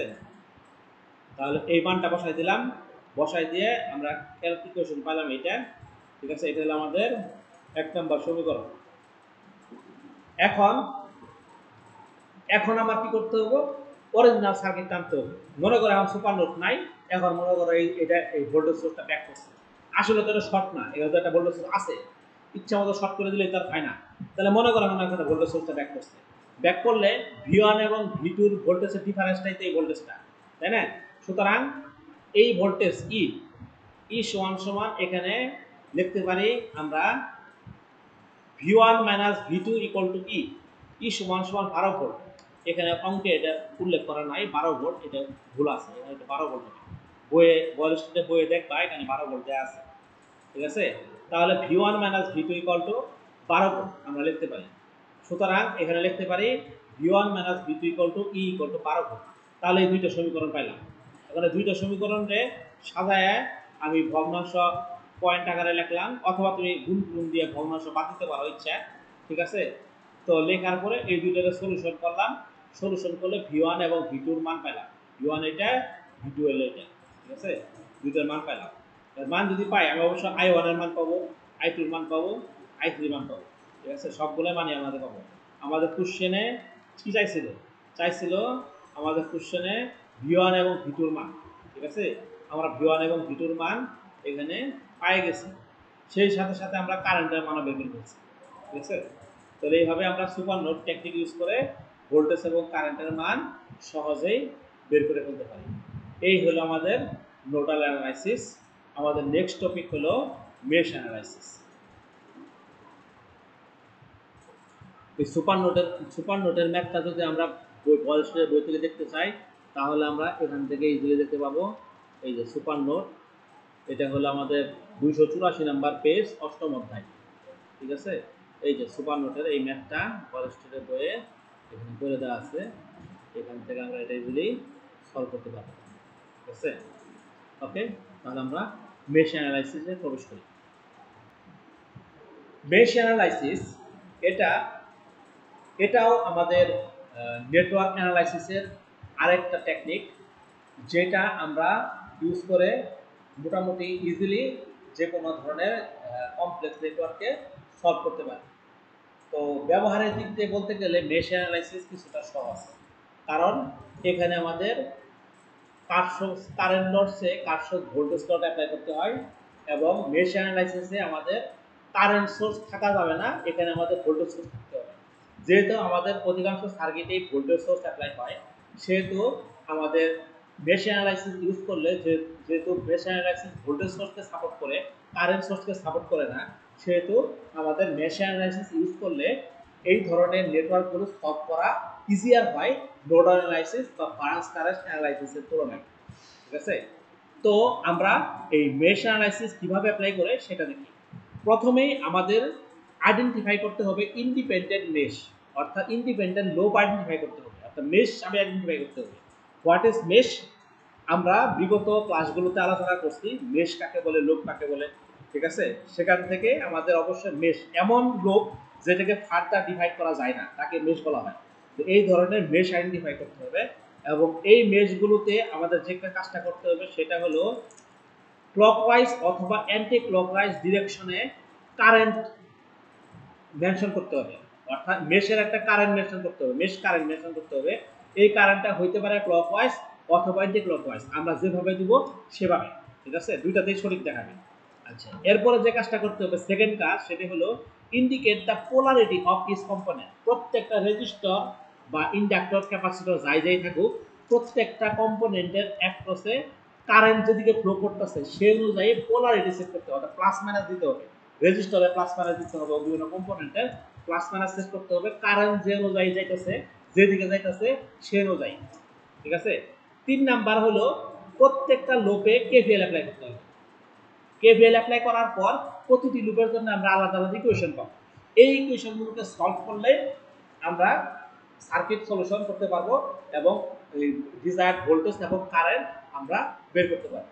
একটা এক্সাম্পল দেখি, তাহলে বিষয়টা আমাদের জন্য ক্লিয়ার হয়ে যাবে, ঠিক আছে। তাহলে আমরা নিচে যাই। হ্যাঁ, এই যে এখানে একটা আমাদের এক্সাম্পল দেওয়া আছে, write the mash equation for the network শোন বিলো। নিচের নেটওয়ার্কের জন্য আমাদের মেশ ইকুয়েশন বের করতে হবে, and also calculate the mesh current I1, I2 and I3। এবং অবশ্যই আমাদের মেশ কারেন্ট বের করতে হবে, I1, I2 এবং I3 যে মেশ কারেন্ট সেটাকে আমরা ডিফাইন করতে হবে। এই যে আমাদের I1, I2 এবং I3 কে ডিফাইন করতে হবে, বের করতে হবে। I1, I2, I3 বের করতে হবে, ঠিক আছে। তাহলে এটা আমাদের নেটওয়ার্ক আমাদের দেয়া আছে। এই নেটওয়ার্কে আমাদের কোনো ধরনের কারেন্ট সোর্স নাই, আলহামদুলিল্লাহ। কারেন্ট সোর্স না থাকলে ভালো, যদি কারেন্ট সোর্স থাকতো তাহলে কারেন্ট সোর্সকে ভোল্টেজ সোর্সে কনভার্ট করতে হতো, যদি কোনো কারণে কারেন্ট সোর্সকে ভোল্টেজ সোর্সে কনভার্ট করতে না পারতাম, তখন আমাদের যে টেকনিকটা অ্যাপ্লাই করতে হবে সেটা হলো সুপার মেশ। ওই সুপার নোডের মতো আর একটা সুপার মেশ টেকনিক অ্যাপ্লাই করতে হবে। ঠিক আছে, যেহেতু আমাদের এখানে ভোল্টেজ সোর্সই আছে, সেহেতু আমাদের এখানে আলহামদুলিল্লাহ আমাদের কোনো ধরনের কনভার্সনের আর প্রয়োজন নাই। তো প্রথম কাজটা আমরা যে করে ফেলি, আমাদের প্রত্যেকটা লোপে একটা কারেন্ট অ্যাপ্লাই করতে হবে, ইন্ডিপেন্ডেন্ট কারেন্ট। মনে করি এই লোপ, এই মেশে আমরা একটা কারেন্ট দিলাম, এই কারেন্টের নাম দিলাম আমাদের I1 কারেন্ট। এই মেশের জন্য একটা কারেন্ট দিলাম ক্লকওয়াইজ ডিরেকশনে, এই কারেন্টের নাম দিলাম I2 কারেন্ট। এই মেশের জন্য একটা কারেন্ট দিলাম, এই কারেন্টের নাম দিলাম আমি I3 কারেন্ট। ঠিক আছে, তাহলে এটার নাম হলো আমাদের I1, এটা এই কারেন্টের নাম হলো I2, এবং এই কারেন্টের নাম হলো আমাদের I3, যেটা আমাদের এই কি বলে লোপে ফ্লো করতেছে। ঠিক আছে, আচ্ছা, এখন এই কারেন্টের ডিরেকশন অনুযায়ী রেজিস্টার এবং ক্যাপাসিটি, রেজিস্টার এবং কম্পোনেন্টগুলো পোলারিটি দিতে হবে। যেহেতু কারেন্ট I1 কারেন্ট নিচ থেকে উপরের দিকে ফ্লো করতেছে, সেখানে এটা প্লাস, এটা মাইনাস। আবার ধরো এখানে I1 কারেন্ট উপর থেকে নিচ থেকে ফ্লো করতেছে, এখানে রেজিস্টার এটা প্লাস, এটা মাইনাস। ক্লিয়ার? আবার দেখো I2 কারেন্টের ক্ষেত্রে, I2 কারেন্ট কি করতেছে, উপর থেকে নিচ দিকে ফ্লো করতেছে, সরি নিচ থেকে উপর দিকে ফ্লো করতেছে। তাহলে একই রেজিস্ট্যান্স, I1 কারেন্টের জন্য এটা প্লাস, এটা মাইনাস, কিন্তু I2 কারেন্টের জন্য এটা প্লাস, এটা মাইনাস। খেয়াল করে দেখছো, একই রেজিস্ট্যান্স, I1 এর জন্য এটা প্লাস, এটা মাইনাস, আবার I2 এর জন্য এটা প্লাস, এটা মাইনাস। ঠিক আছে, আবার এই কারেন্ট এদিক দিয়ে ফ্লো করতেছে, তাহলে এটা প্লাস, এটা মাইনাস, এটা প্লাস, এটা মাইনাস। অনুরূপভাবে I3 কারেন্টের জন্য এটা প্লাস, এটা মাইনাস, কারণ এটা নিচ থেকে উপর দিকে ফ্লো করছে, একই রেজিস্ট্যান্স। এখানে আমাদের I2 এর জন্য এটা প্লাস হয়েছে, এটা মাইনাস হয়েছে, কিন্তু I3 এর জন্য সেম রেজিস্ট্যান্সটাই এটা প্লাস, এটা মাইনাস হয়ে যায়। ঠিক আছে, কারণ কারেন্টের ডিরেকশন অনুযায়ী। তাহলে এটা প্লাস, এটা মাইনাস, আমরা পোলারিটি দিয়ে নিলাম কম্পোনেন্টগুলো। এখন আমাদের প্রত্যেকটা মেশে আমার ইকুয়েশন ফর্ম করতে হবে, অর্থাৎ কারশফ ভোল্টেজ ল অ্যাপ্লাই করতে হবে। এই I1 এর জন্য আমরা লিখি এটা কি ভোল্টেজ রাইজ, মাইনাস থেকে প্লাসে যাইতেছে ভোল্টেজ রাইজ, প্লাস থেকে মাইনাসে যাইতেছে ভোল্টেজ ড্রপ, প্লাস থেকে মাইনাসে যাইতেছে ভোল্টেজ ড্রপ, প্লাস থেকে মাইনাসে যাইতেছে ভোল্টেজ ড্রপ। তাহলে voltage rise equal to voltage drop plus voltage drop plus voltage drop. তাহলে আমরা ইকুয়েশনটাকে লিখতে পারি কিভাবে,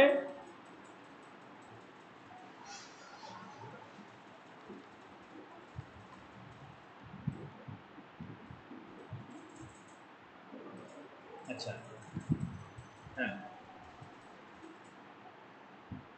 আচ্ছা এটাতে আমরা লিখতে পারি এইভাবে যে প্লাস 2 ভোল্ট মাইনাস যেহেতু ভোল্টেজ ড্রপ, তাহলে 1 V ইকুয়াল টু IR, তাই না? V equal to IR, I হলো I1 এবং R হলো 1 ওহম। তাহলে এটা হলো 1 গুণন I1 মাইনাস এটা ভোল্টেজ ড্রপ 4 ভোল্ট। ঠিক আছে, তারপর আমরা কি লিখতে পারি এখানে, এই যে এখানে প্লাস থেকে মাইনাস, তাহলে এটা ভোল্টেজ ড্রপ মাইনাস আমাদের 1 ওহম গুণন I1 দেখতে পারি, হ্যাঁ এটা ওহম হবে, হ্যাঁ হ্যাঁ এটা দেখতে পারি। আচ্ছা এটা গেল, তাহলে এই লুপে আমাদের কেভিএল অ্যাপ্লাই করলাম, কেভিএল অ্যাপ্লাই করে আমরা কি পাইলাম,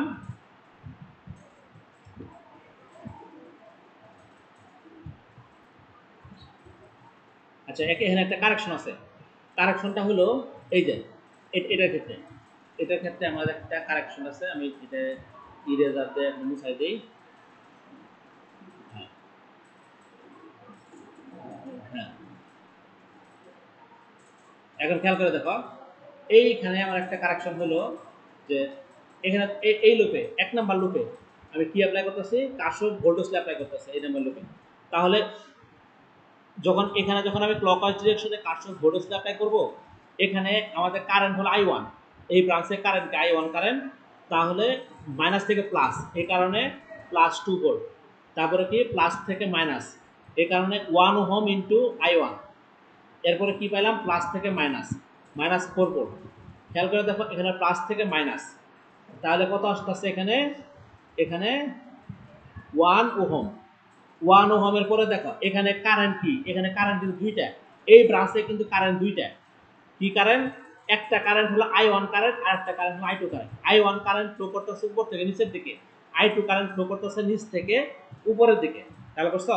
সুতরাং এখানে রেজিস্ট্যান্সের ক্ষেত্রে হবে I1 ohm into I1 minus I2। আর একটা কারেন্ট থেকে আরেকটা কারেন্ট ডিফারেন্সটাই কিন্তু এখানে অ্যাপ্লাই হইতেছে। ঠিক আছে? তাহলে এটা সমান সমান আমরা লিখতে পারি এখন 0 কেভিএল অ্যাপ্লাই করে।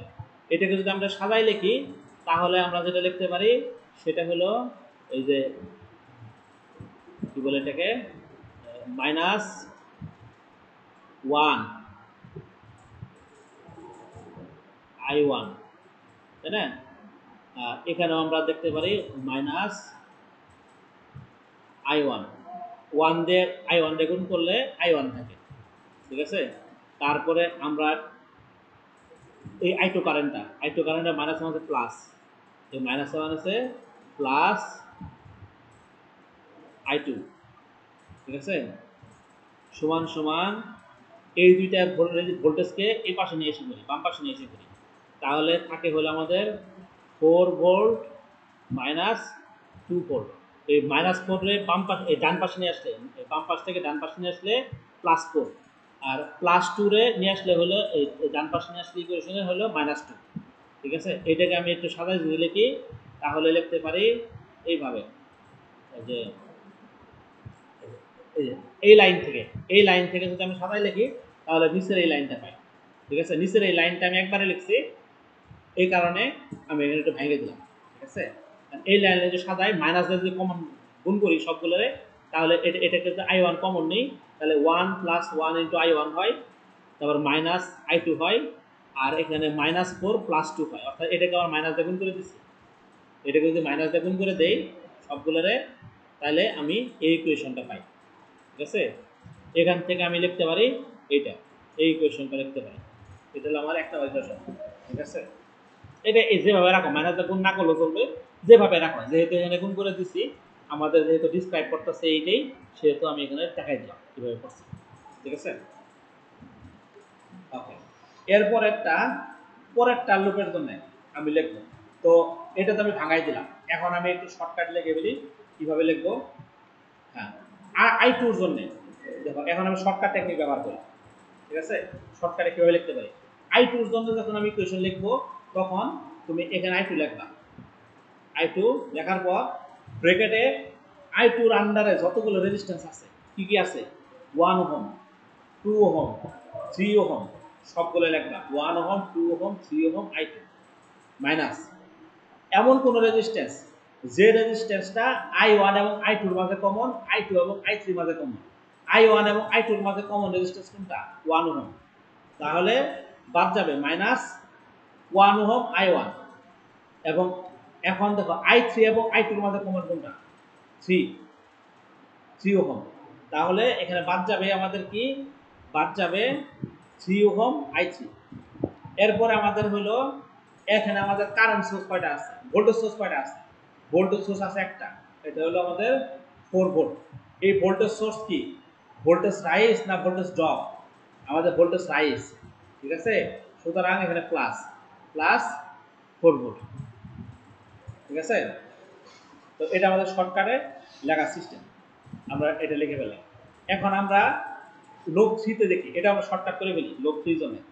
কিভাবে করব? I3, লুপ 3 এর জন্য I3 রেজিস্ট্যান্স কয়টা আছে? 3 যোগ 4। ঠিক আছে? বা মাইনাস এমন কোন রেজিস্ট্যান্স যেটা দুইটার মাঝে কমন, I2 এবং I3 এর মাঝে কমন রেজিস্ট্যান্স কোনটা? এটা 3 ওহম। তাহলে লিখতে পারি I2 এটা হলো 3 ওহম। ঠিক আছে? এটা কমন। এরপরে ভোল্টেজ সোর্স আছে কোনটা? ভোল্টেজ সোর্স আছে হলো এটা। এটা যখন ফ্লো করতেছে এটা কি ভোল্টেজ রাইজ না ড্রপ? এটা ভোল্টেজ রাইজ। সুতরাং লিখতে পারি ইকুয়াল টু +2 ভোল্ট। এই দেখো নিচের ইকুয়েশন আমরা তাই লিখছি। এই যে 3 যোগ 4 I3 - 3 I2 সমান সমান 0 ভোল্ট। এটা I1 এর সাথে কমন নাই দেখে 0 I1, যেহেতু কোনো কিছু কমন নাই, ঠিক আছে। এখান থেকে আমি এই ইকুয়েশন পাইলাম, ঠিক আছে। তাহলে তিনটে ইকুয়েশনকে সাজাই লিখলাম, তিনটে ইকুয়েশনকে সাজাই লিখে আমরা ম্যাট্রিক্স পদ্ধতি অনুসরণ করে আমরা I1 এর মান বের করলাম, ঠিক আছে। অনুরূপভাবে I1 এর মান সাবস্টিটিউট করে I2 এর মান বের করলাম, I3 এর মান বের করলাম। এইভাবে I1, I2 এবং I3 এর মানকে আমরা সহজে মেশ অ্যানালাইসিস ব্যবহার করে বের করতে পারি, ঠিক আছে। ওকে, আমরা পরে এক্সাম্পলে যাই। এই এক্সাম্পলে find the current through 10 ohm এবং 3 ohm resistor of the following circuit using mesh analysis. এখানে এই 10 ওহম অ্যাক্রসে এবং 3 ওহম অ্যাক্রসে আমাদের কি বলতেছে কারেন্ট বের করতে বলছে। তো এখানেও আমরা মেশ অ্যানালাইসিস করব। এখানে তিনটে মেশ পাবো, এখানে একটা মেশ, দুইটা মেশ, তিনটে মেশের জন্য তিনটে সমীকরণ একত্র হবে। তো এটাও আমরা এই বয়েল স্টেটের বই থেকে আমরা দেখতে পাবো, ঠিক আছে। হ্যাঁ, এই যে এখানে সলভ করে দেওয়া আছে। আমরা বয়েল স্টেটের বই যদি যাই 277 নাম্বার পেজে অধ্যায় 8 মেশ অ্যানালাইসিসে আমরা এখানে দেখব যে এখানে সলিউশন করে দেওয়া আছে। এই যে এখানে আমরা তিনটার জন্য তিনটে ইকুয়েশন পাবো। আচ্ছা, এটাকে আমরা একটু সলিউশন করে বোঝার চেষ্টা করি, তাহলে আশা করি আমরা সবগুলো বুঝতে পারবো, ঠিক আছে। আচ্ছা, এখানে আমরা তিনটে মেশ পাইছি। এই মেশটাকে ধরলাম I1, এইটাকে ধরলাম, কারেন্টের নাম দিলাম I2, এই কারেন্টের নাম দিলাম I3। পোলারিটি সেট করলাম, এটা প্লাস, এটা মাইনাস, এটা প্লাস, এটা মাইনাস। আবার এই কারেন্টের জন্য পোলারিটি সেট করলাম, এটা প্লাস, এটা মাইনাস, এটা প্লাস, এটা মাইনাস। আবার এই কারেন্টের জন্য পোলারিটি, এটা প্লাস মাইনাস, এটা প্লাস, এটা মাইনাস, এটা প্লাস, এটা মাইনাস। কারেন্টের ডিরেকশন যেদিকে, যেহেতু কারেন্টের ডিরেকশন এইদিকে, এই I3 কারেন্ট, এটা I2 কারেন্ট, কারেন্টের ডিরেকশন যেদিকে সেই অনুযায়ী প্লাস মাইনাস যাইতে হবে। কারেন্ট শুরুর পয়েন্টটা প্লাস, শেষের পয়েন্টটা হলো মাইনাস। এই যেদিকে কারেন্ট শুরু, কারেন্ট শেষ, তাহলে এটা প্লাস মাইনাস, কারেন্ট এদিকে ফ্লো করতেছে, তাহলে এটা প্লাস, এটা মাইনাস। এই অনুযায়ী আমরা তিনটে ইকুয়েশন, তিনটে কারেন্ট সেট করলাম। এখন আমি ইকুয়েশন লিখব, ইকুয়েশন ফর I1। I1 এর জন্য ইকুয়েশন যখন লিখব তখন সেম প্রসেস, আমরা I1 নিলাম, ঠিক আছে। ব্র্যাকেট দাও, ব্র্যাকেট দেওয়ার পর I1 এর আন্ডারে রেজিস্ট্যান্স কয়টা আছে? 8, 3। তাহলে লিখবো 8 যোগ 3, তাই না। এখন I1 এবং I2 এর মাঝে কমন রেজিস্ট্যান্স কোনটা? 3। তাহলে বাদ 3 I2। I1 এবং I3 এর মাঝে কমন রেজিস্ট্যান্স কোনটা? 8। তাহলে বাদ মাইনাস 8 I3 সমান সমান, এর মধ্যে ভোল্টেজ সোর্স কোনটা? এটা, এটা মাইনাস থেকে প্লাসে যাইতেছে। কারেন্টের ডিরেকশন যদি এই ক্লকওয়াইজ ধরি তাহলে কারেন্ট মাইনাস থেকে প্লাসে যাইতেছে, অর্থাৎ ভোল্টেজ রাইজ। ভোল্টেজ রাইজ যদি হয় তাহলে এটা হলো আমার 15 ভোল্ট প্লাস, ঠিক আছে। এই যে সমীকরণ, এই সমীকরণ আর এই সমীকরণ একই, ঠিক আছে। এরপরে আমরা I2 এর জন্য ইকুয়েশন লিখব। I2 এর জন্য যদি ইকুয়েশন লিখি তাহলে I2 এর আন্ডারে রেজিস্ট্যান্স কোনটা আছে? 3 যোগ 5 যোগ 2, ঠিক আছে। 3, 5, 2। এরপরে মাইনাস I2 এবং I1 এর মাঝে কমন কোনটা রেজিস্ট্যান্স? 3 I1 মাইনাস I2 এবং I3 এর মাঝে কমন কোনটা রেজিস্ট্যান্স? এটা, তাহলে 5 I3 সমান সমান, এখানে কোনো ভোল্টেজ সোর্স আছে? নাই, এই কারণে 0। তাহলে এই ইকুয়েশন আর এই ইকুয়েশন সেম। অনুরূপভাবে I3 এর জন্য ইকুয়েশন লিখব, I3 এর জন্য ইকুয়েশন লিখব। I3 এর আন্ডার রেজিস্ট্যান্স কোনটা? 8 যোগ 10 যোগ 5। এখন কমন গুলো বাদ দিবা। I3 এবং I1 এর মাঝে কমন কোনটা? 8 I1 মাইনাস I3 এবং I2 এর মাঝে কমন কোনটা? 5 I2 সমান সমান, কোনো ভোল্টেজ সোর্স আছে? নাই, তাহলে 0। এই ইকুয়েশন আর ইকুয়েশন হলো সেম। তাহলে এই তিনটা ইকুয়েশনকে সলিউশন করলাম, যোগ করে সুন্দর করে সলিউশন করলে আমাদের I3 কারেন্ট সুন্দর করে বের হয়ে গেল, ঠিক আছে। এইভাবে আমরা মেশ অ্যানালাইসিস সলভ করতে পারি। এখন আমরা পরের একটা एग्जांपल যাই। এইখানে আমরা concept of super mesh use করছি, ঠিক আছে? কিভাবে ইউজ করছি কনসেপ্ট অফ সুপার মেশ আমরা একটু দেখি, খেয়াল করে দেখো। এই প্রবলেমে আমাদের কি করতে বলছে, using mesh analysis determine the current of the network. খেয়াল করে দেখো, এখানে আমার একটা কারেন্ট সোর্স আছে, কিন্তু আমরা জানি মেশ অ্যানালাইসিসে কারেন্ট সোর্স থাকা যাবে না। এই কারেন্ট সোর্সটাকে দূর করার জন্য প্যারালাল কোনো রেজিস্ট্যান্স নাই। কারেন্ট সোর্সের জন্য কি থাকতে হয়, কারেন্ট সোর্সের যদি আমি কনভার্ট করতে যাই ভোল্টেজ সোর্সে, অবশ্যই কারেন্ট সোর্সের প্যারালালি একটা রেজিস্ট্যান্স থাকতে হবে। যেহেতু এখানে প্যারালাল কোনো রেজিস্ট্যান্স নাই, সুতরাং এই কারেন্ট সোর্সকে ভোল্টেজ সোর্সে কনভার্ট করার কোনো টেকনিক আমার জানা নাই। সুতরাং আমার এখানে সুপার মেশ টেকনিক ইউজ করতে হবে। What is super mesh? এই কারেন্ট সোর্সটাকে ওপেন করে দিতে হবে, অর্থাৎ এখানে খুলে ফেলতে হবে, নাই করে দিতে হবে। নাই করে দিলে কি এটা ওপেন হয়ে যাবে, এই দুইটা মেশ মিলে একটা বড় মেশ হয়ে যাবে, এটাই হলো সুপার মেশ। আমরা নিচের চিত্রটা দেখি, এই যে কারেন্ট সোর্সটাকে নাই করে দিচ্ছি, নাই করে দিলে দুইটা মেশ মিলে কি একটা বড় মেশ হয়ে গেছে। এখন এই বড় মেশের মধ্যে আমি কেভিএল অ্যাপ্লাই করব। এই কেভিএল যদি অ্যাপ্লাই করি বড় মেশের মধ্যে, এটা হলো I1 কারেন্ট, এটা হলো I2 কারেন্ট, ঠিক আছে? এখন দুইটার আমি নাই করে দিচ্ছি, নাই করে দেওয়ার ফলে কেভিএল অ্যাপ্লাই করতেছি, তাহলে কি হইতেছে, প্লাস মাইনাস থেকে প্লাস ভোল্টেজ রাইজ, মাইনাস তাই না, এখানে ভোল্টেজ ড্রপ প্লাস থেকে মাইনাস ভোল্টেজ ড্রপ, প্লাস থেকে মাইনাস ভোল্টেজ ড্রপ, এই যে minus VR1 minus VR2 voltage drop হইতেছে। তারপরে এখানে কি প্লাস থেকে minus VR3 voltage drop, minus থেকে প্লাস ভোল্টেজ রাইজ সমান সমান 0। তাহলে এই লোপের মধ্যে আমি কেভিএল অ্যাপ্লাই করলাম, দুইটা লোপ মিলে একটা লোপ হয়ে গেল। এই লোপের মধ্যে আমি কেভিএল অ্যাপ্লাই করলাম, কেভিএল অ্যাপ্লাই করে এখন VR1 VR2 এর মান বসানো। VR1 মানে কত, V ইকুয়াল টু IR, তাই না? IR, এখন I কোনটা, I1, আর কোনটা R1, তাহলে VR1 মানে কত কত হয়, R1 গুণন I1, R1 এর মান কত 6 ওহম, তাহলে 6 গুণন I1।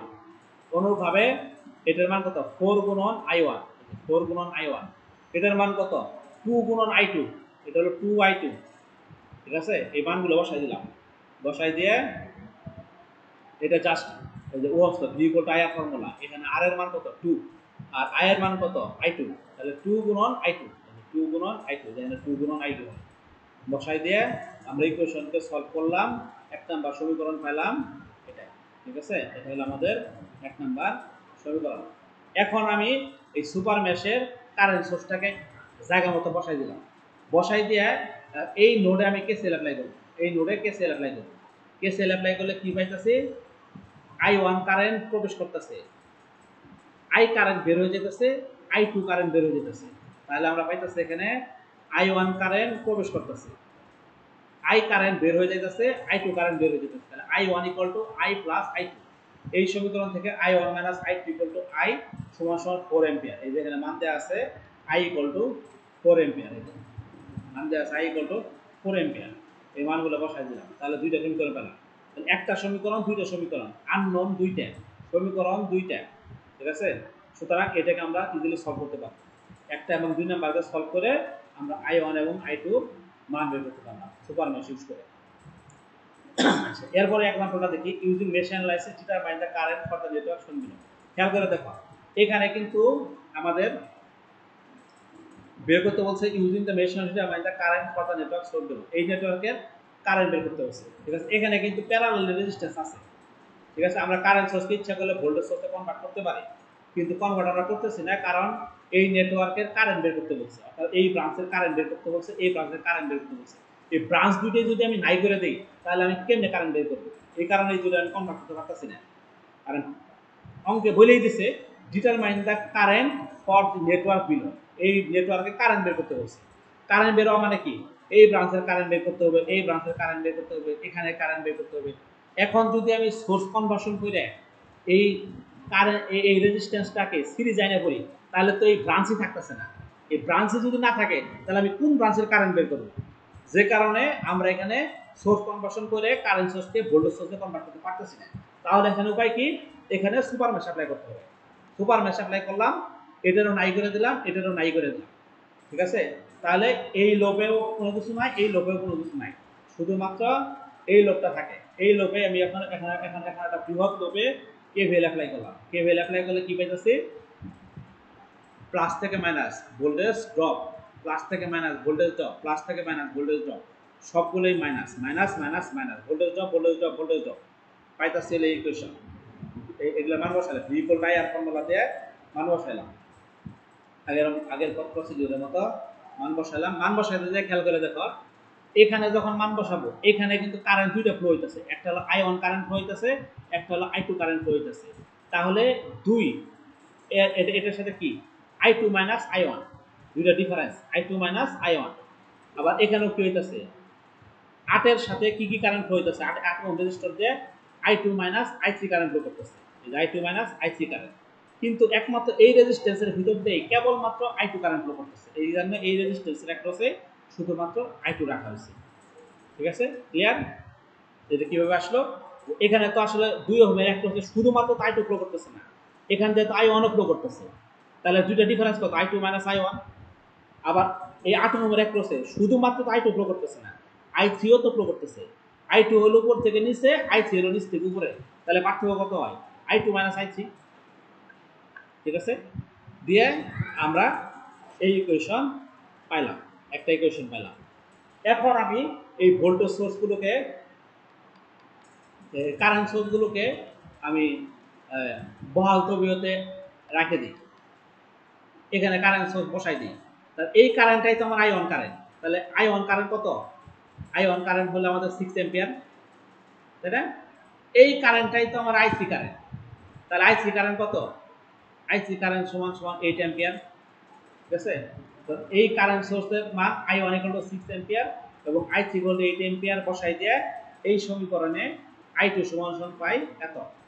সুতরাং I2 যদি পাই তাহলে আমরা পাই এই 2 অ্যাম্পিয়ার অ্যাক্রসে কারেন্ট, I1 - I2 দুইটা ডিফারেন্স, I1 - I2 দুইটা ডিফারেন্স হলো 2 অ্যাম্পিয়ারের মধ্যে কারেন্ট। এই যে এই 2 অ্যাম্পিয়ারের মধ্যে কি পরিমাণ কারেন্ট ফ্লো করতেছে, দুইটা ডিফারেন্স ফ্লো করতেছে I1 - I2।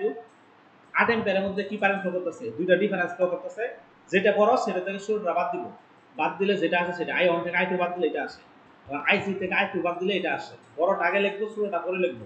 দুইটা ডিফারেন্সটাই হলো আমার এই 8 ওহমের অ্যাক্রসে কারেন্ট এবং এই দুইটা ডিফারেন্স হলো আমার 2 ওহমের অ্যাক্রসে কারেন্ট। এইভাবে আমরা সুপার মেশ টেকনিক ইউজ করে আমরা বিভিন্ন ব্রাঞ্চের কারেন্ট বের করতে পারি। ঠিক আছে, এগুলো আমরা সবই এই বয়েল স্টেটের আমরা প্রবলেমগুলো যদি দেখি, বয়েল স্টেটের এই বইয়ে আমরা এই প্রবলেমগুলো সলভ করতে পারবো দেখে। ঠিক আছে, ওকে, এই হলো আমাদের মেশ অ্যানালাইসিস।